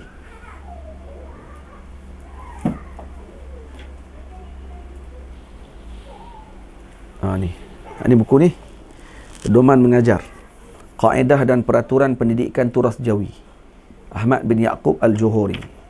Ni kitab ni bagus. Sebut habis semua ni. Kaedah mengajar kitab darjah 2 dan darjah 3. Kaedah mengajar menjawab soal darjah 3 dengan darjah 5. Darjah 4. Kaedah mengajar Quran darjah 5 dan darjah 6. Semua ni ada kaedah ni. Sakan ni. Ini disebutlah kaedah-kaedah guru macam mana nak ajar pada muridnya dan tidak memberatkan murid tadi macam mana. Semua ni ada dalam ni. Kena beli kitab ni. Di Akademi Jawi. Beli kitab ni, tengok macam mana orang tua-tua dulu ataupun para ulama kita zaman dulu mendidik umat ini. Macam mana mereka nak buat persediaan mengajar bagi zaman tersebut. Baik. Di dalam ni banyak lagi lah. Disebut oleh Syekh Muhammad Awwamah, Syekh Badruddin Ibn Jama'ah. Banyak lagi, cuma saya ringkaskan sikit-sikit lah dalam ni. Para murid itu wasiat junjungan, jangan diabaikan bimbang kemurkaan. Kalau saya nak baca dia punya tajuk dia saja yang Syekh Muhammad Syekh Badruddin Ibn Jama'ah sebut. Yang pertama kata dia, an yaqsuda bi ta'limihim wa tahdzibihim wajh Allah. Mengajar dengan ikhlas. Ni yang pertama saya sebut tadi. Yang kedua, an la yamtani'a min ta'limi at-talibi li'adami khulusi niyyatihi. Itu yang kedua yang saya sebut tadi. Yang ketiga, an yuraghibahu fil ilmi wa talabihi fi aktsaril awqat. Maksud siasa pastikan murid tadi sentiasa dalam ilmu. Yang keempat, an yuhibba li talibihi ma yuhibbu li nafsihi. Jadi dia suka kepada muridnya dengan apa yang dia suka pada dirinya. Lepas tu ada sebagian pondok, tok guru makan apa, itulah anak murid makan. Jangan tok guru makan sedap, anak murid makan tempe. Apa yang tok guru makan, itu anak murid makan. Kalau hari tu tok guru tak ada makan, anak murid pun tak makan. Kalau tok guru puasa. Dia kena ambil juga ahwal Nabi SAW. Yang Nabi makan sedap, yang tu lah Ashabus Sufah makan. Ashabus Sufah ni orang pondok. Mereka memang membahagikan, beri masa mereka sepenuhnya untuk ilmu. Mereka buat pondok keliling Masjid Nabawi. Rumah-rumah mereka kecil-kecil je dan tidur dalam masjid je. Ini Ashabus Suffah. Apa yang Nabi makan, dia pun makan. Apa yang Nabi suka, yang tu dia pun suka. Nampak tak? Ini yang saya sebut tadi. Yang bagi an ya'taniya bi masalihit talib. Patutnya bagi seorang guru tadi melihat kepada masalah penuntut ilmu tadi. Wa yu'amilahu bima yu'amilu bihi a'azza auladihi minal hunum. Dan dia menjaga dan juga bermuamalah dengan muridnya, dengan anak, seperti seolah dia bermuamalah dengan anak yang paling dia sayang. Nampak tak? Wal ihsan ilaihi was sabri 'ala al jafa rubbama waqa'a minhu. Kena sabar dengan kekerasan murid dia tersebut. Tok guru kena sabar. Tak apa. Duk sabar ni, kalau tak sabar tendang dah. Dengan anak-anak murid jenis duk lari apa. Tanya khabar tok guru pun tak, apa pun tak kan. Sampai ayah ustaz meninggal pun tak hantar mesej apa. Ada jenis tu. Betul. Dengar dia rasa besar kan. Dah jenis tu. Wa naqsin la yakadu yakhlu al-insanu anhu.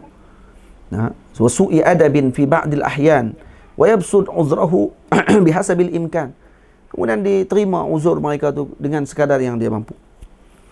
Dan kadang-kadang sebab guru ni dia makhluk juga, Allah Ta'ala, dia pun ada marah juga. Sebab tu ada seorang Imam Hulwani, kalau tak silap saya, waktu ketika anak murid dia datang lambat lawat dia pergi ke kampung tu, anak murid tak main lawat. Dah lambat lah, lama dah Tok Guru duduk di situ, baru dia main. Maka dia tanya, kenapa kamu tak main lawat saya hari tu? Dia kata, saya minta maaf sebab saya nak kena khidmat dengan mak saya apa semua sekali. Kata dia, kamu akan direzekikan dengan umur yang panjang kerana khidmat kamu kepada mak, tapi tak diberikan kemanisan dalam ilmu kerana kamu tidak jaga adab dengan aku. Dia bahaya no doa Tok Guru ni. Jadi sungguh. Katanya kepada anak murid ni, Imam Sa'd juga ni, Syekh Kabir, ulama besar dalam mazhab Abu Hanifah. Tapi apa yang berlaku kepada imam ni, dia diberikan umur panjang tapi tidak tetap dengan majlis. Dia buat majlis, orang main, orang tak main, lepas tu dia pindah pula pergi ke negeri ni, pun disibukkan dengan perkara yang lain kerana doa gurunya yang pernah mendoakan bahawa dia tidak akan mendapat kemanisan ilmu. Hanya kerana bagi guru dia berasa hati. Itu bahaya. Jangan.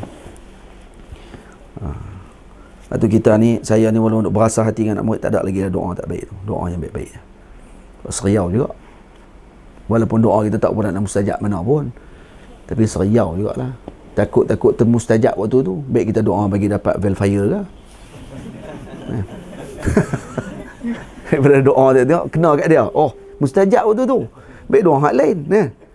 Doa dia bagi tambah ilmu ke apa ke. Lagi baik kan. Daripada doa hak tak baik kat dia, tengok mustajab. Mustajab tak kena hak dia tu. Baik. Ini banyak ada ni waktu ni Syekh Ahmad sebut ni. Akhlaqu hadha, qala Syekhuna Ahmad mamduh mawjudun fi syakhsiyati Syekhina Ali Jum'ah. Ini saya tulis dalam dhabit ni. Ini akhlak ni semua ni tadi ni, sabar dengan murid pun semua ni. Ini ada pada Syekh Ali Jum'ah. Syekh Ali Jum'ah ada anak murid dia yang menderhakai dia ni, memberat betul. Saya tak mau sebut dah siapa dia tu. Oh, dia ni memang teruk betul dengan Syekh Ali Jum'ah. Dulu Syekh Ali Jum'ah sampai Syekh Isam Anas sebut, kata Syekh Ali, spender dia apa Syekh Ali beli tu. Spender Pak Long tu, Syekh Ali beli kat dia. Tiba-tiba lah ni tak kenal Syekh Ali Jum'ah. Kata kat Syekh Ali, antara orang yang halang majlis Syekh Ali di Masjid Azhar, kata macam-macam ni Pak. Tu bukan orang biasa tu kalau sebut nama kenal kan. Dia jaga. Ni orang yang dulu ni naik motor dengan tulab yang lain duk main kelas Syekh Ali. Mana Syekh Ali yang jaga dia sebab dia miskin, teruk. Syekh Ali yang bagi duit.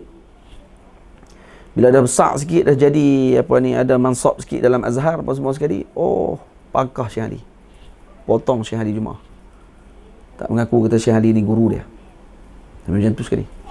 Sebab tu anak murid dia pun macam-macam. Yang penting kita serah kepada Allah Ta'ala. Saya selalu doa, ya Allah, bagilah anak-anak murid yang main ni yang reti adab dia, cukup dah. Yang reti adab dia, nanti kalau jadi guru dia balik, dia akan reti macam mana perasaan guru ketika mana anak murid buat yang tak elok pada dia. Kita tak jadi guru, tak bagi dia jadi guru, kita tahu perasaan dia. saya ni nak kena jaga betul-betul hati untuk guru, masyayikh dan sebagainya. Kena jaga betul-betul. Syekh Ahmad kata dia antara sifat dia paling kurang telefon Syekh Ali. Paling kurang telefon. Bukan kerana dia tak mau telefon Syekh Ali, tapi dia malu dengan Syekh Ali. Takut terganggu Syekh Ali. Kecuali Syekh Ali telefon dia. Dia kata ahwal masing-masing, dia kata ada orang yang dia ajak telefon Syekh nak tanya khabar Syekh apa semua. Ada orang yang dia tak telefon kadang-kadang sebabkan kerana dia malu nak telefon Syekh tadi. Sampai Syekh pula kena tanya dia. Tu kalau Syekh faham dia lah. Kita pula jenis kalau anak murid tak telefon ni basah hati pula dah. Tu jenis tu pula. Anak murid kena telefon.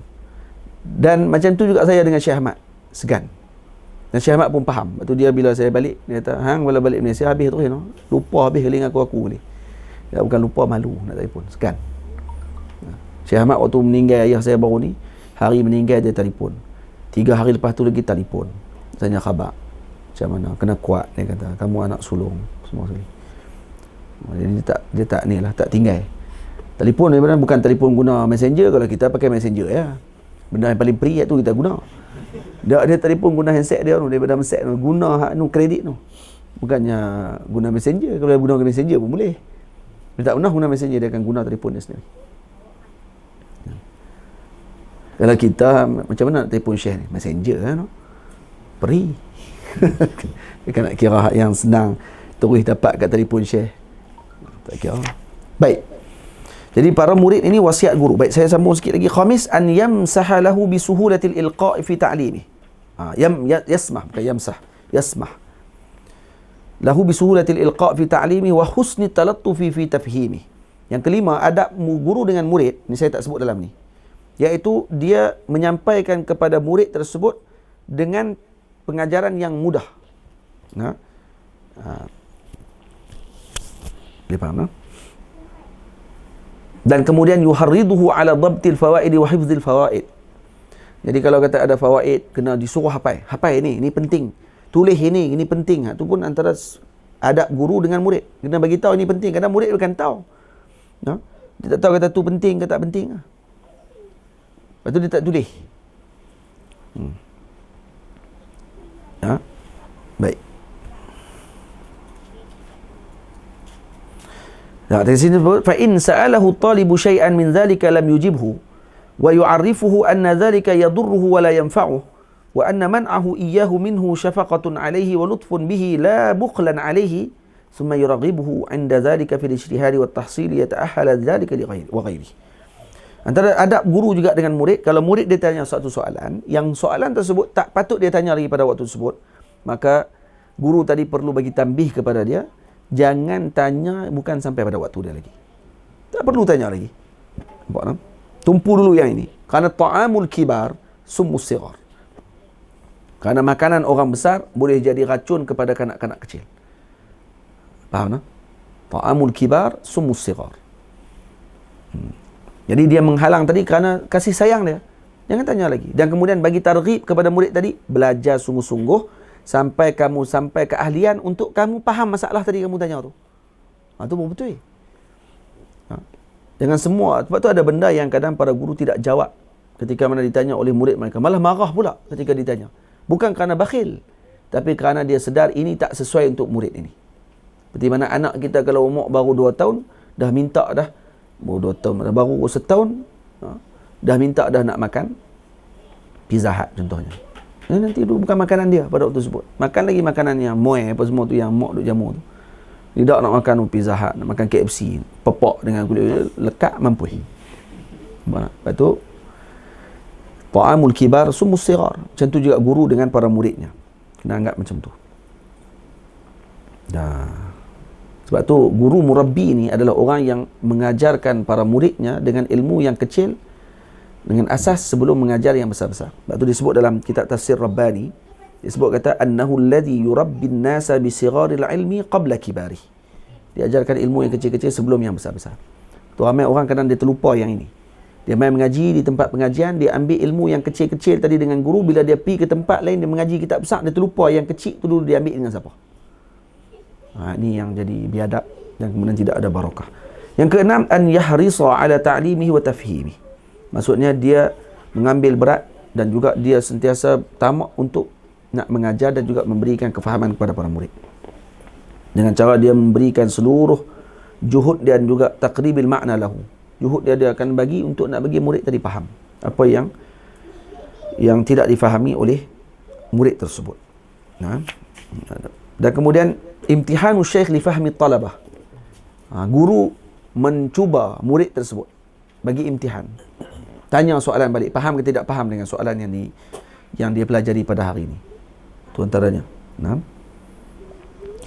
Sebab tu kata ni walidzalika qil. Jadi makna dia kata bitarhil masail anna at-talib rubbama istahya min qawlihi lam afham.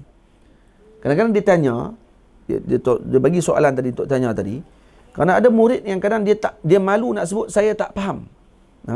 Imma li raf'i kulfatil i'adati 'ani syekh, sama ada kemungkinan kerana dia tak mau nak jadi syekh nak kena ulang balik kerana dia sebut tak faham, dia syekh nak kena ulang balik apa yang diajarkan tadi.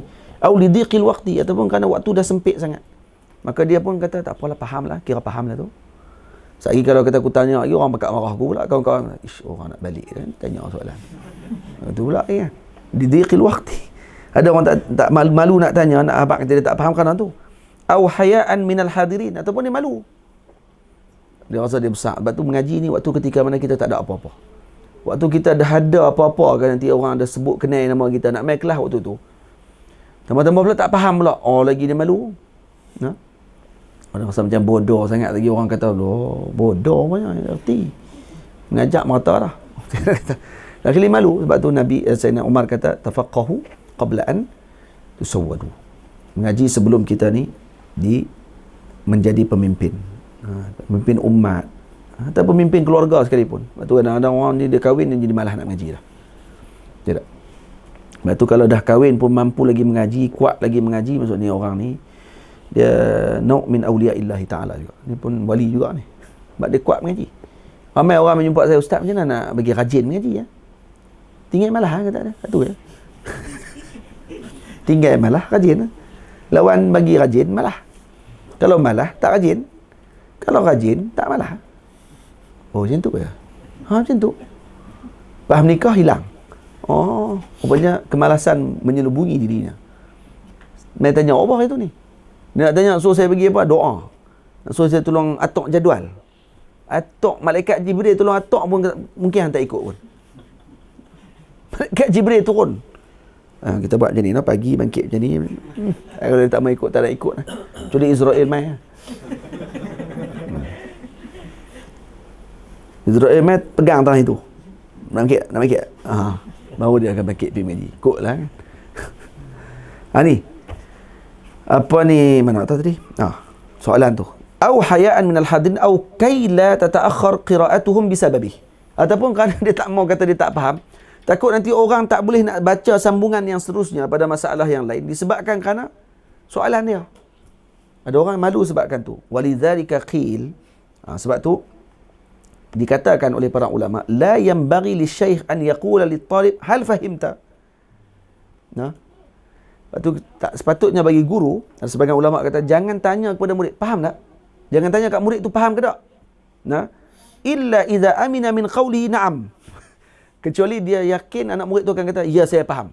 Dia tengok dah, dia ni mesti faham ni. Terus dia, faham tak? Dia tak, faham je. Alhamdulillah. Na'am, dia kata. Qabla an yafhama. Fa illam ya'man min kadhib. Dia kata illa idza amina min qawlihi na'am qabla an yafham. Fa illam ya'man min kadhibihi li haya'in aw ghairihi fala yas'alhu an fahmi.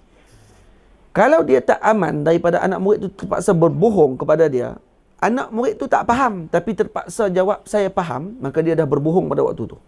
Lebih baik jangan tanya. Sebab tu para ulama tak bagi tanya hal fahim tak? Faham? Anak murid kata sebabkan kerana dia malu, sebabkan kerana waktu sempit, sebabkan kerana takut orang maki dia, kawan-kawan pakat duk, "Hei, aku dia ni." Dan kelas dia mesti dia yang tanya, tak ada orang lain tanya. Bengong. Kata bengong padahal soalan tu pun dia pun tak erti pun. Tapi nak marah duk tanya soalan banyak sangat, tak bagi nak tanya. Sebab tu kata para ulama, tok guru jangan tanya ke anak murid, faham? Jangan tanya. Kerana takut anak murid tu terpaksa tipu disebabkan sebab-sebab tadi. Macam tu sekali adab, masya-Allah. Ini ada di universiti ni, ada adab ni. Tak ada. Li'annahu rubbama waqa'a fil kadhibi biqawlihi na'am lima qaddamnahu min al-asbab bal yatrahu alaihi masaila kama zakarnahu. Bahkan sepatutnya bagi dia tarhul masail. Dia bagi contoh masail, macam mana nak selesai masalah ni. Tengok murid tu faham ke tak? Jangan tanya hal fahimta. Tu jangan. Bagi masail tu tengok dia boleh selesai tak? Boleh selesai, faham. Maka dia tak tipu dah waktu tu. Nak tipu je lah. Kalau kata, tolong selesai masalah. Macam mana masalah ni nak selesai? Tak tahu. Nampak sangat tak faham. Jadi kena syarah lain.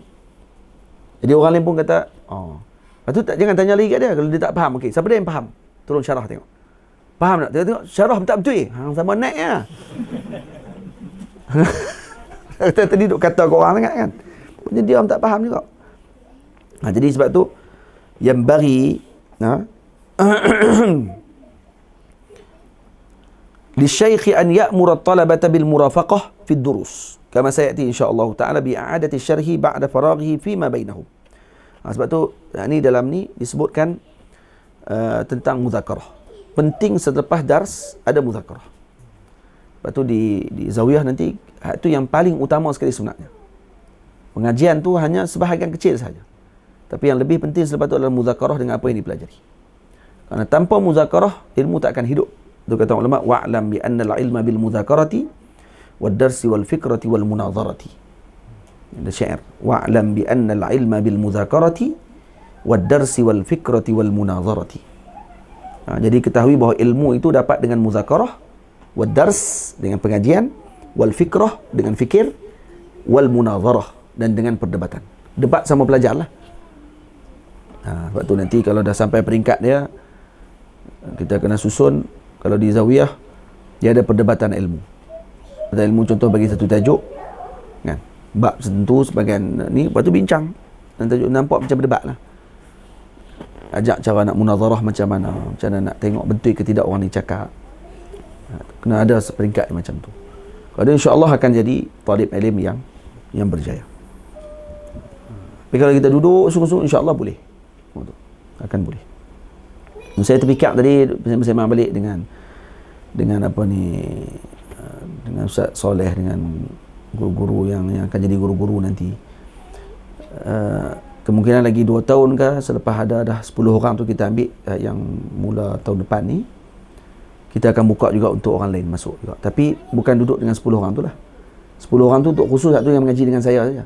Yang kalau kata dia nak duduk juga sini tapi boleh balik, dia boleh balik. Tapi balik pun setahun 2 kali je boleh balik.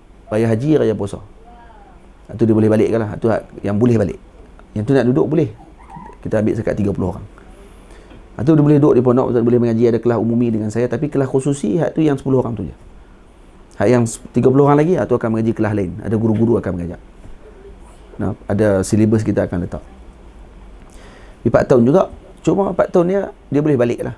Ni 10 orang tak boleh balik terus. 4 tahun tak boleh balik. Tu boleh balik juga, tapi setahun 2 kali je lah. Balik tang raya. Nak balik apa? Raya Cina, bukan dia orang Cina. Raya Hindu, bukan orang Hindu pun. Balik raya haji dengan raya puasa, orang Islam tu lah. Dengan 10 orang tu, kami tak boleh balik pula.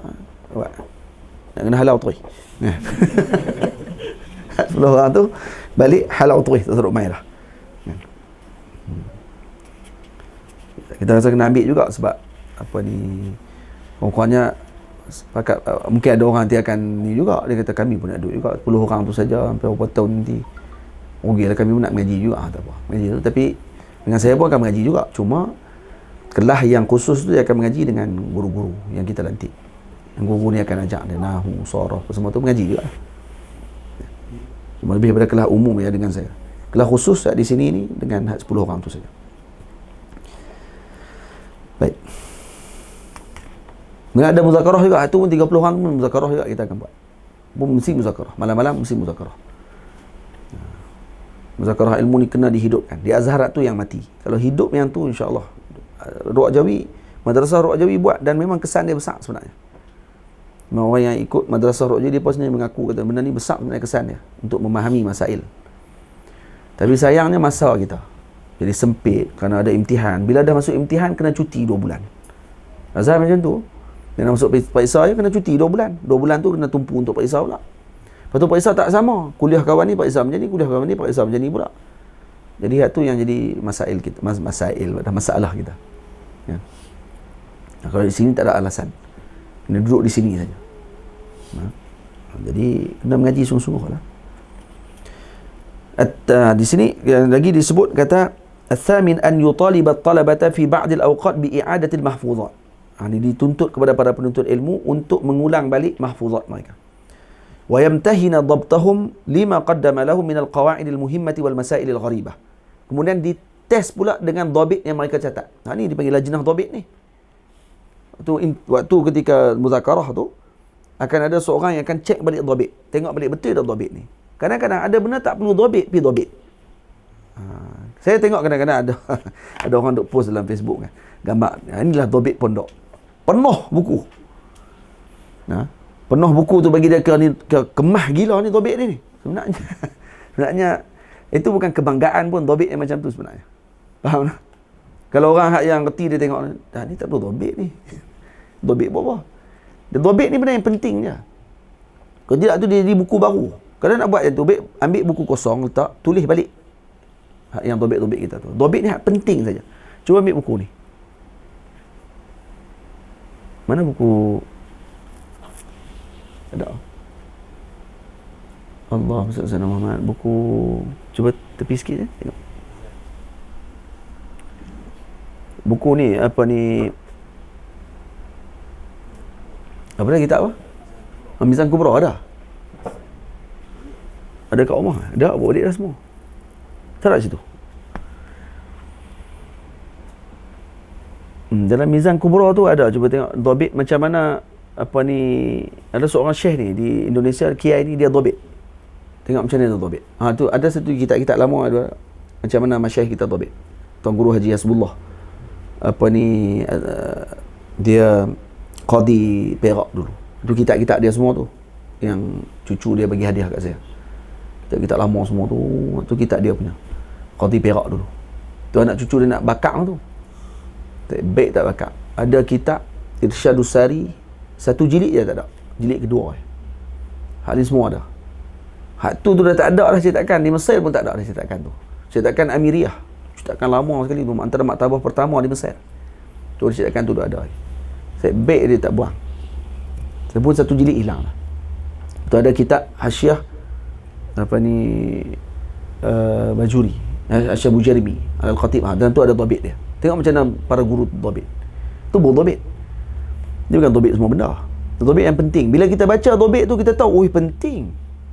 Kita dah ingat faham dah rupanya, macam ni rupanya. Macam dhabit tu yang paling penting sekali. Bukan dhabit ni tulis semua benda. Kecuali pada permulaan. Idza sami'ta faqammish wa idza haddathta fafattish. Permulaan mungkin macam itulah. Jadi kita tak nafilah ada orang yang kadang dia tunjuk dalam Facebook kata ni dhabit pelajar pondok, dia tulis semua benda. Itu mungkin pada permulaan. Bila dia naik peringkat nanti dia akan makin kurang. Kerana tu dah ingat dalam kepala dia. Faham tak? Ada sebahagian pondok saya pergi, guru tadi tak bagi kitab. Contohnya Syekh akan mengajak Fathul Qari. Dia akan main anak murid akan bawa buku kosong dia. Dia tak akan bawa buku. Buku Fathul Qari tak bawa. Dia akan, guru akan tulis dulu kat papan apa dia pengajian kita hari ni, matan dia dan syarah dia. Kemudian anak murid tulis dan kemudian akan tulis dalam dhabit buku dia. Dan jangan bagi hilang buku tu. Ada yang sistem macam tu. Kerana dia nak bagi anak murid tak tertumpu dengan kitab dia, sebab takut duk baca benda lain. Duk baca hak sebelah-sebelah apa semua tu tak payah. Baca hak yang duk mengaji saja cukup. Dan hak tu pun lebih tertumpu sebenarnya. Tapi kita kena ni lah, kena tengok balik sistem dia macam mana. Naknya bagi kitab pun tak ada masalah pun. Boleh dia buat murojaah. Di faman ra'ahu ni. Yang kesembilan, iza salaka at-talibu fi at-tahsil fawqa ma yaqtadihi haluhu an aw tahmiluhu taqatuhu wa qafa asy-syaikhu dajarah aw sahu birrifqi bi nafsihi. Kalau seorang penuntut ilmu tadi dia mengikuti jalan nak mendapatkan sesuatu ilmu tadi melebihi apa yang dia mampu, pada waktu tersebut, maka guru tersebut kena bagi peringatan kepada dia. Sabar, menuntut ilmu jangan kalut, jangan cepat sangat. Kena Allahumma salli ala sayyidina Muhammad. Kena ikut ta'anni, tarafuq dengan diri kita sendiri. Sebab tu disebut dalam hadis Nabi kata apa? Innal mumbatta la ardan qata'a wa la dhahran abqa. Innal mumbatta la ardan qata'a wa la dhahran abqa. Maksudnya orang yang nak meneruskan perjalanan dia dalam musafir tanpa berehat, la ardan qata'a, mungkin tak sampai, wala zahra abqa. Nah, maksudnya di nak mungkin patah balik pun tak, nak sampai pun tak. Dia mati kat tengah-tengah. Ya faham? Sebab apa? Kerana berlebih-lebihan sangat. Jadi kena tenang-tenang saja, kerana itu akan sampai nanti insya-Allah. Jadi kadang kita pada permulaan mungkin mengaji lambat sikit, ada orang dia tak sabar. Dia sikit sangat ni hari ni. Dia tak tahu kata sikit tu nanti akan jadi kesan besar pada hidup dia, kerana dia akan lebih faham, ingat dengan kuat daripada ambil banyak-banyak. Sebab tu dalam pengajian para masyayikh tak akan mengajak satu hari satu lai. Kadang-kadang 2 baris saja. Kemudian disyarah betul-betul sampai faham, kemudian diulang pula berkali-kali. Esok pula 2 baris lagi. Maka secara automatik dia akan boleh ulang balik 2 baris yang sebelumnya. Jadi sekurang-kurangnya pengajian tadi dia akan baca yang membolehkan untuk dia mengulang balik bacaan semalam sebanyak 10 kali. Kalau dibaca banyak tu, sekali baca sampai 5 lai, macam mana nak ulang 10 kali? Tak ulang lah. Itu yang disebut Imam Zarnuji. Imam Zarnuji sebut qawaid itu penting. Kaedah dalam Imam Zarnuji kalau diamalkan betul-betul oleh penuntut ilmu memang akan jadi. Masalah kita tak amal yang tu, kita kalut. Tidak. Kalau diamal betul apa yang disebut tu, teknik pendidikan tu. Teknik pembelajaran. Macam mana nak baca kitab, nak baca satu baris ulang 1000 kali. Tu kalau dibuat betul-betul macam tu, alim. Kita ni masalah mengaji banyak kitab, bila Tok Guru tanya balik tak ingat tak mana tau. Lepas tu masalah tu tak ingat. Maksudnya macam tak mengaji. Lepas tu Syekh Ahmad bila tanya soalan, bila kita tak nak jawab, dia kata, bukan aku jawab dah, beritahu dah sebelum ni. Aku tahu. Tu tak tahu, saya kata. Saya tahu benda tu, tak tahu. Kalau tahu kamu boleh jawab. Saya terlupa. Terlupa sebab tak mengulang. Lepas tu kena muzakarah, kena murajaah selalu dengan ilmu kita. Hatta Syekh Ahmad kalau kata saya mengulang baca sulam dengan dia, mengapai matan. Kalau sikit je. Pun dah kata tak mengapai dah. Dia tentu bukan mengapai, tu main-main dia kata. Mengapai ni tak ada tambah je mengapai dah. Kalamuna tu bukan mengapai. tu cari jalan orang panggil kan. Cari jalan pulang. Dia mengapai ni dia macam ayak. Tu mengapai.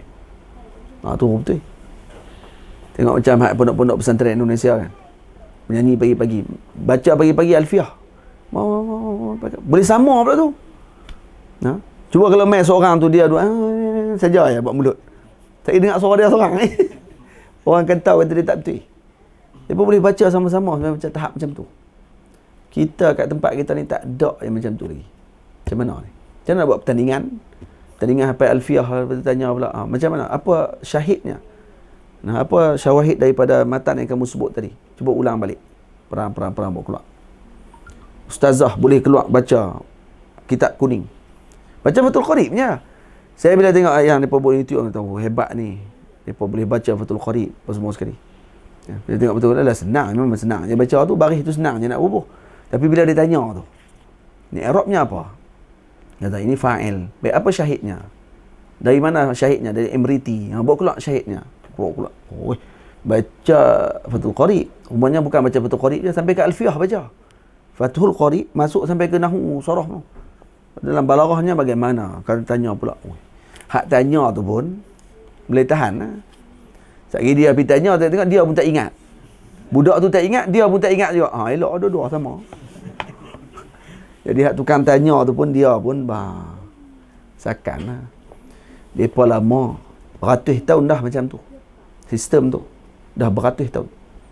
Kita ni sebab Allah SWT Muhammad, sebab kita tidak ada ketetapan. Pelajar tu duduk macam tu di tempat. Di Indonesia dia ada sekolah, dia macam sekolah pondok ni, pelajar itu kena duduk, kena habiskan dia punya, kalau bahasa dia materi dia punya madah tu kena habiskan dengan silibus yang dia letakkan tu. Kita tempat kita sebahagian pondok tidak ada silibus. Silibus dia tok guru letak, tapi tak jangan tanya bila nak habis. Tu yang payah. Dia kena habis, sistem habis ni kena ada. Mesti kena ada. Sebagai permulaan. Peringkat permulaan tu mesti kena habis. Macam mana peringkat permulaan kalau tak habis? Tak habis, macam mana budak tu nak tahu kata ni ada perbezaan reti ke tidak reti? Dia yang bila baca yang mungkin tak habis tu waktu peringkat aliyah, hak tu mungkin ada baca untuk ambil manhaj. Sebab dia dah waktu permulaan dah tamam. Permulaan mesti kena habis. Maksudnya sebab tu sini 4 tahun tu mesti kena habis kitab. Dengan faham. Tak boleh tak habis. Tok guru kalau ustaz-ustaz yang mengajar tak habis tu, kita akan habiskan dia. Sepatutnya gitu. Kolam ada 2 biji. Rendam kolam tu, keluar kepala belah tu. Kena habiskan, tak boleh. Kalau tidak, kesian kat para murid. Dia duduk tunggu kita tak habis lagi, dia duduk syok seorang-seorang. Kata dia reti, padahal tak reti pun. Sistem test, sistem ujian, kena ada. Ujian daripada zaman dulu lagi. Masyaikh dah buat ujian Syafawi, ujian daripada dulu lagi ada. Al-Imam Bukhari pun kena uji. Yang hafalan dia.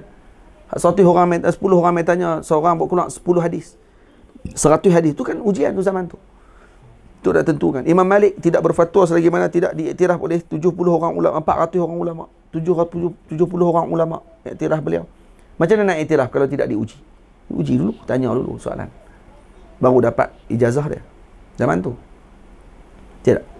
Ada sistem ujian tu, ada. Bukan ujian ni bukan sistem barat. Tak. Sistem Islam. Zaman dulu pun ada, pondok-pondok ada sistem ujian ni. Tapi ditinggalkan, kebelakangan ditinggalkan. Kita kena perjuang dah sistem tu. Kena bagi pondok ni duduk di arus perdana lah. Duduk di arus perdana. Sampai di pondok ni, keluar dari pondok, masuk universiti tu. Baru kemah. Barulah hak yang pensyarah universiti tu, hak tak ada pondok tu, hak tak ngaji pun. Dia pun terseriau juga nak bercakap lebih-lebih pun. Sebab anak murid cerdik pada dia. Anak murid lebih reti nahu pada dia. Hafal alfiah pula. Jadi al-payah. Dia al-payah. Apa nak erti mana? Jadi dia tak boleh nak cong lah anak murid dia. Dia tak. Kenapa dia tak mau sangat bagi jadi pondok ni di arus perdana kan? Kerana kita tidak susun manhaj dengan tepat, dengan baik. Kita tak boleh salahkan, kita kata dah apa ni, mereka tak mau pondok ni ke depan, mereka tak mau kita nanti orang akan nampak pondok ni lebih. Tak, bukan. Kita sendiri yang tak mau berubah. Itu je sebenarnya. Dan kena ingat pondok bukannya bangunan pondok tu. Pondok bukan sebiji pondok boleh bagi pondok. Entah akan dengar nanti orang akan main nanti di Zawiyah ni, orang kata pondok apa ni? Tak ada pondok pun. Ni pondok ni. Obok sudah ini berarti. Masuk dalam kepala hang orang reti kan. Dia ingat pondok tu pondok. Pondok. Itu pondok kata. Pondok tu manhaj. Pondok bukan bangunan. Pondok tu manhaj. Kalau pergi ke Azhar, mana ada pondoknya? Bangunan masjid tu je. Kalau pergi ke Mekah, mana ada pondok? Mekah mengaji dalam Masjidil Haram, pondok ke mana? Dia pondok di bangunan juga. Tu macam mana? Pondok ni manhaj saja. Hak tu nak kena bagi faham. Dan kerana ada lagi yang tak faham. Sungguh. Ada lagi, ada sebahagian yang duk keluar lagi perkataan. Ada orang kawan-kawan kita buka pondok, tapi pondok pun tak ada. Ada ayat tu. Buka pondok pun tak ada kata. Buat bangunan, buat asrama. Tu pondok apa? Oh betul pula no. Duk kira asrama dia kira tak pondok. Tu yang ada yang tanya saya, ni buat pondok tradisional ke dalam bentuk asrama? Ni bodoh ke reti ni? Tanya ni. Tu yang tanya balik. Reti ke tak reti soalan ni? Pondok ni menentang apa? Pondok ni manhaj. Cara pengajaran dalam tu sistemnya tulas. Itulah pondok. Walaupun duduk dalam ekon sekalipun. Ada saya pernah duduk dalam grup pondok. Ni orang tua-tua ni tanya. Bila kata nak buat asrama. Pakat komplain. Kata apa pondok apa macam ni asrama. Ni pula duduk mengaji macam ni. Bukan pondok ni. Tak mengajar sebagai zuhud kepada para penuntut ilmu. Kata tu kita nak kata macam mana tu. Hak tu pun ada pondok kat tu. Hak kata tu. Nak kata bodoh reti. Tapi sikit-sikit lah. Putih. Dia duk kira dengan dia. Yang kita penting tu nak lahirkan hasil dia tadi ni. Berapa ramai pelajar pondok yang keluar-keluar ambil master PhD. Tu. Lagi kali duk marah Wahabi jadi mufti. Lagi kali duk marah ahli majlis fatwa orang yang tak sepatutnya. Dah kita tak ada apa. Cuba kita ambil ayat tu tengok. Takkan dia pun nak tolak. Ni pelajar pondok ada PhD. Dia pun ada doktor. Kalau hampa nak ambil dia pun ni dia ada. Kenapa dia pergi ambil kawan ni? Orang tak ada bahaya, orang tak boleh nak buat nak lawan tak boleh. Orang tak boleh nak kata apa. Kita sendiri yang membina jurang tersebut. Kita sendiri yang buat kelemahan tersebut. Itu yang kita nak kena ubah. Ya. Kita nak kena usaha. Lepas tu orang-orang yang cerdik ni, dia bila cerdik, dia ada minat dalam bahagian perkara tersebut, dia kena sungguh-sungguh lah masuk dalam bidang ni, duduk mengaji betul-betul, bersedia untuk ditarbiah, bersedia untuk macam ayat nak pergi tamrin tu kan, bersedia untuk dididik sebagai penuntut ilmu, untuk jadi alim nanti pada masa akan datang. Tu sepatutnya dia kena bersedia dengan benda tu, barulah betul. Ni dia sendiri tak bersedia, tapi nak kalut jadi alim macam mana? Dia kena sabar lah. Sampai waktu dia nanti, umur muda lagi, ramai muda lagi. Umur, kalau 19 sampai 25, kalau mengaji 4 tahun, baru 29 habis. Kalau umur dia 19 tahun, baru umur 20 lebih. Nampak tak? Hatta kalau dia tambah lagi pun, duduk lagi 5 tahun lagi pun, tak ada apa pun kekurangan pada dia. Baru umur 30, muda lagi. Kalau dia habis dekat-dekat 19, dia masuk umur 30, dia keluar. Berapa tahun duduk? 10 tahun duduk di pondok. Kan? Muda lagi 30 tu. Ha? Kalau dia keluar lepas tu 20 tahun, umur 40, muda lagi. Umur kenabian keluar. Kecuali keluar tu mati terus, tak kira lah tu nak buat macam mana. Keluar pondok tu, alhamdulillah. Masa alim besar ni. Heart attack depan pintu tu. Mati. Tak ada nak berkhidmat pada umat. Tak apalah, yang penting mati dalam keadaan menuntut ilmu. Dapat pahala. Syahid. Dia tak? Kita nak kena sungguh. Hak cerdik ni kena sungguh. Ni tidak bila dah buka pondok, dah abang kata tak boleh balik 4 tahun apa semua. Tak apa kot. Tak apa, kami main kelas umumi dia. Lepas tu belagak nak mengajar lepas tu. Kalut mengajar. Lepas tu kena komplain, baru nak berasa hati. Tak. Sepatutnya kena betul-betul. Kita yang kena sungguh-sungguh sepatutnya. Tambah hak cerdik ni. Keluar pada sekolah asrama penuh apa semua kali. Hak ni patut jadi tok guru ni. Ni tidak keluar daripada duduk di kampung dah tak ipik dah. Mak tak tahu nak jaga ni, hantar ke tok guru tu. Boleh tak tolong jaga anak saya? Dia tak boleh jaga, hantar kat kita. Lepas tu curi habis semua, pisang-pisang orang kampung curi habis. Lembu orang kampung boleh pergi curi. Ada tak? Lubuk tapah lubak tu, kacau. Dia pergi tambak lembu orang. Lembu orang lain dia pergi tarik. Tak kacau kan? Pokoknya bekas tak ipik. Allahu Akbar. Yang letih tok guru. Tok guru letih. Hak jenis tu hantar. Hak cerdik tak hantar pondok. Dia tak ingat langsung pondok. Hak cerdik ni dia nampak universiti mana nak kena hantar anak dia. Nak kena jadi engineer. Nak kena jadi arkitek. Nak kena jadi apa. Ulama tak ada langsung. Bagi dia ulama ni kalekeh. Padahal ni hak jaga agama ni. Patutnya kita tengok balik sirah ulama dulu. Anak dia cerdik terus masuk bahagian agama. Imam Nawawi. Waktu ketika dilihat waktu kecil. Dia dah nampak dah tanda-tanda apa semua. Ulama kata apa? Suruh dia mengaji. Bawa dia pergi mengaji. Hak tu cara dia. Bukan, ni cerdik cara macam ni. Kalau jadi Ibn Sina elok ni. Masuk tip. Bagi jadi doktor. Tak. Masuk dalam bahagian agama. Tengoklah dia jadi siapa? Jadi Imam Nawawi. Itu sepatutnya. Cerdik nak kena buat ni. Ni tak cerdik pergi bidang lain. Hak tak cerdik lah kali masuk bidang agama ni. Lepas tu mula cembera. Keluar fatwa ni. Mengaji tak habis, hantam dah. Kalut nak jadi penceramah apa semua sekali. Nanti kalut nanti lepas tu. Faham tak?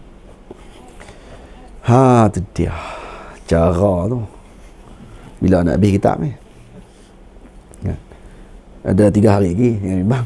Habis kitab ni memang. Sebab tu yang meletak banyak. Baik.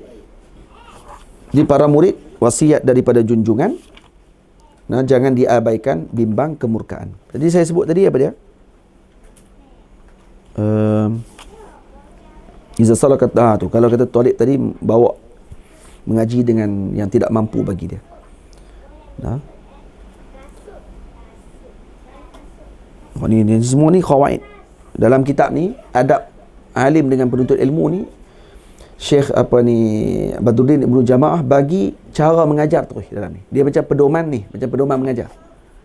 Nak sebut apa khawaid apa yang perlu sebut, nak kena syarah macam mana, ni sebut sini. Lepas tu saya tak masukkan dalam ni kerana akan jadi panjang. Sebab dia lebih kepada khawaid mengajar.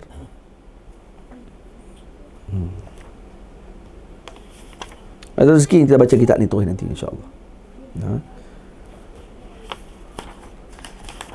Nanti tu baik. Adab penuntut ilmu. Hak ni esok kita akan bincang insya-Allah.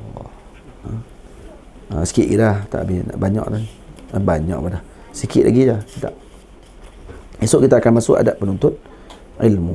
Fi adabil muta'allim. Ini ada 2 bab dalam adab penuntut ilmu ni, iaitu adab penuntut ilmu dengan gurunya dan adab penuntut ilmu dalam majlis gurunya.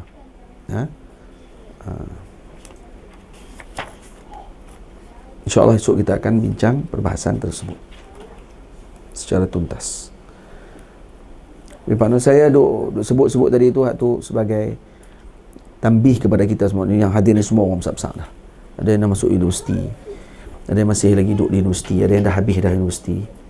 Jadi orang yang nanti akan duduk di sektor, yang duduk di dalam lapangan masyarakat, tu kita kena fikir benda tu sebenarnya. Itu saya lebih optimis untuk buka untuk orang yang dah besar-besar dah. Mudah, kerana masing-masing ada hadaf dah dalam hidup dia. Beza dengan ambil yang budak umur 13 tahun. Umur 13 tahun ni kerana dia disusun lagi oleh mak ayah dia. Dia datang bukan dengan keinginan dia. Tapi kalau yang datang tadi umur dia 19 tahun ke atas tu, 17, 18, 19, 20 ni sampai 25 tu, kalau dia main nak mengaji tu, biasanya dia sendiri yang nak main.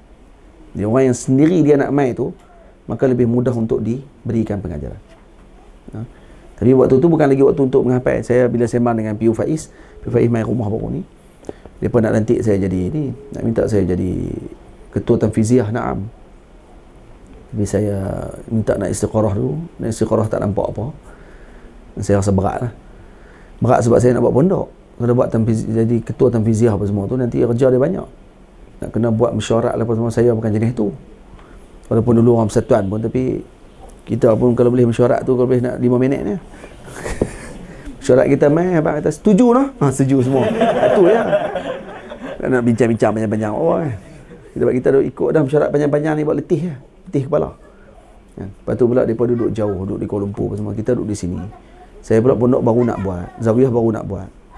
Nak ambil anak murid. Nanti kita akan jadi terabai banyak anak murid, nanti akan sibukkan kita. Ya, akhirnya saya pun bahasa sekolah tak ada tanda. Saya tolak lah. Lepas tu dia lantik Dr. Hafiz Sarani. Dr. Hafiz jadi ganti. Lepas saya tolak tu, terus mereka pinang Dr. Hafiz. Lepas tu mereka tunggu saya lah tu. Tunggu seminggu juga. Seminggu tak ada jawapan langsung. Tak ada langsung tanda. Kok lah main Kia Khalil main bak-bak mereka tak ada.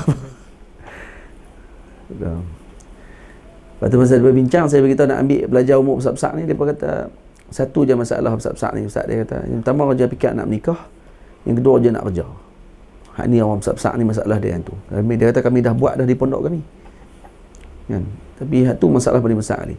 Saya terlupa nak tanya dia balik tak rumah. Balik yang masalah tu. Umur 17 ke atas ni, kalau balik memang masalah. Dia bila balik, sak pun tak apa dah. Dia mula, dia tengok orang tu menikah, dia pun kawan dia menikah dah. Dia pun mula duk bergalak. Kem blekat dia kerja duk bergerak banyak kali dah, dia kata. Londeh kadang-kadang tiba-tiba londeh, dia kata. Itu banyak alasan. Lepas tu kerja nak kerja. Dia tengok kawan-kawan ada duit semua kali. Itu sebab dia balik. Lepas tu saya fikir tak bagi balik. Tak bagi balik tu nak kena kuat betul. Jadi apa ni, Allahumma salli ala Muhammad, dia nak kena sokongan daripada semua. Murid pun kena kuat, guru pun kena kuat juga. Ni saya buat daurah ni pun tak ada dah. Tenganga mulut-mulut. Ni daurah ni macam ni je. Pagi, petang sikit, lepas tu malam. Ni waktu malam ni, habis pukul 11 malam ni. Tu pun tenganga dah. Nanti nak buat pondok je, saya duk cerita tu, pagi lepas subuh baca ni, lepas tu lagi pukul 8 sampai pukul 12 baca kitab ni pula 2 kali, lepas tu pula asap lagi pula baca kitab, bagi mati kat tepi surau tu ya. Lepas tu keluar pula malam tu pergi mengajak pula di masjid, di mana-mana buat kuliah. Tu kena ada juga kan. Sebab tok guru pun bukan duk makan pasiak. Keluar tu beda orang nak kenal, lagi orang ni bukan boleh. Dia kata tok guru tak main langsung kat tempat kami ni. Itu sebab dia tak mengaji kita ni. Kan? Jadi kita nak pergi mengajak kita ni kat luar pula. Bagi orang lain pun reti juga adab dia tu. Kena pergi jugalah kat masyarakat awam ni. Pergi malam pula nak kena balik tengok muzakarah pula. Lagi anak murid buat masalah pula dah ni, kacau nak darah orang di kampung apa semua kali. Kira ni 10 orang nampak je wali pun. Wali langkain ni. Nak tengok anak darah berkenan, pergi main Jumaat tengok orang ni berkenan pakai duk main Minang apa tu. Kacau kita. Pening kepala tok guru. tu hak yang anak murid, guru-guru ni tak kira lagi. Bini dia sakit, komplain duit gaji tak banyak, semua dia ingat kerja di sini, duduk di Zawiyah ni gaji mesti sama dengan pensyarah universiti 6,000. Lepas tu mak ayah pula balik kampung duduk komplain, kata takkan Ustaz Nazrul bagi banyak tu ya. Baik jadi cikgu. Kan keluar Azhar dapat CJ, tak gitu lelaki. Ya. Sakit. Takkan pakai kancil. Kau pakai Honda. Kan? Pakailah Toyota. Kancil. Apa barang. Adik-adik-beradik pakai duk kata apa semua. Jadi tekanan semua tu. Lepas tu dah kali mai ke siapa? Mai ke Tok Guru ni lah. Tak ada. Tujai. Mati awal. Sebab tu kalau orang ni dia kuat betul, jangan, kalau tak kuat betul suruh buka pondok daripada awal lagi. Mengajak je kat masjid, senang. Pergi mengajak di masjid-masjid. Kan? Senang je pergi, pagi tak ada apa, petang. Pergi mengajak masjid, lepas tu balik. Alhamdulillah. Lega. Lepas tu jamu makan. Mati kencing manis. Cepat. Kencing manis, darah tinggi. Itulah. Untuk semua masjid kerja duk jamu. Tu insyaAllah orang sayang semua. Dan kita tak ada fikir apa. Fikir kita malam tu nak mengajak apa. Kan? Tu kalau mengajak lah, kalau jenis ceramah lagi ya, syok. Nak ceramah apa malam ni? Dengar habis ceramah orang lain, dengar ceramah kawan tu ambil sikit, dengar ceramah kawan ni ambil sikit, dengar semua ustaz sembahyang kamu ambil sikit, dengar ceramah ambil sikit-sikit itu ya. Lebih kurang setengah jam, lepas ni norma baru pula, lagi kena cepat. Lagi dia goreng awal, lagi dia dapat cepat sikit, dia punya sampul, lari balik. Kan? Habis selesai, tak ada fikir apa dah. Tak payah duk fikir nak bayar gaji kat siapa. Tak ada fikir anak murid nanti bakal nak komplain, anak murid nak lari ke apa semua, tak ada fikir apa. Duduk dengan keluarga, anak bini. Sebab tu hak ni yang paling kuat lagi nak kena jaga pada orang yang duduk dekat dengan kita apa semua tu, hak tu nak kena dia bagi sokongan betul. Kalau dia tak bagi sokongan kat kita, letih kita. Anak-anak nanti akan, ni anak dah mula dah. Muhammad Buno pun pernah sebut, kata Walid ni, awak rindu kat Walid ni, awak tak ada kat rumah selalu. Sebut dah. Bakal Mesir tak macam tu. Lain sini lain. Suasana dah lain. Lepas tu nak buat benda ni, kita kena sama-sama. Kena kuat sama-sama. Kuat sama-sama, insya-Allah berjaya. Kita nak tengok pondok ni di arus perdana kan. Tinggi martabat pengajian turas ni. Hak tu kita nak. Hak tu nanti akan jadi Perdana Menteri, depa ni akan jadi menteri-menteri, depa ni akan jadi orang yang besar dalam majlis agama betul lah ni. Orang yang ni barulah betul. Amin. Ya. Boleh lah. Cara sembang tu macam nak tawan negara. Cara tu lah. Nampak jangan dengar pun asal macam Ustaz buka Zawiyah esok Ustaz. Esok teruslah buka. Cara tu. Orang panggil campaign lah. Ni management lah orang panggil ni. Marketing. Tak ada marketing apa. Siapa nak main mengaji, nanti main mengaji. Kita nak tengok nanti tu waktu hasil dia nanti. Hasil yang kita nak yang paling berkesan kali tu lah. Kena sabar. Betul Tok Guru sebut tu, istiqamah dan sabar. Saya nak buat tema besar tu, nak tulis istiqamah, sabar. Dua. Tok Guru jilah pesan. Kalau kuliah Islam dulu ada fastaqim kama umir, tulis depan. So, kuliah Islam. Masuk dewan tu fastaqim kama umir. Nanti kat sini masuk istiqamah, sabar. Lebih kurang macam ni, cekal, tabah dan cekap. Macam polis punya tu.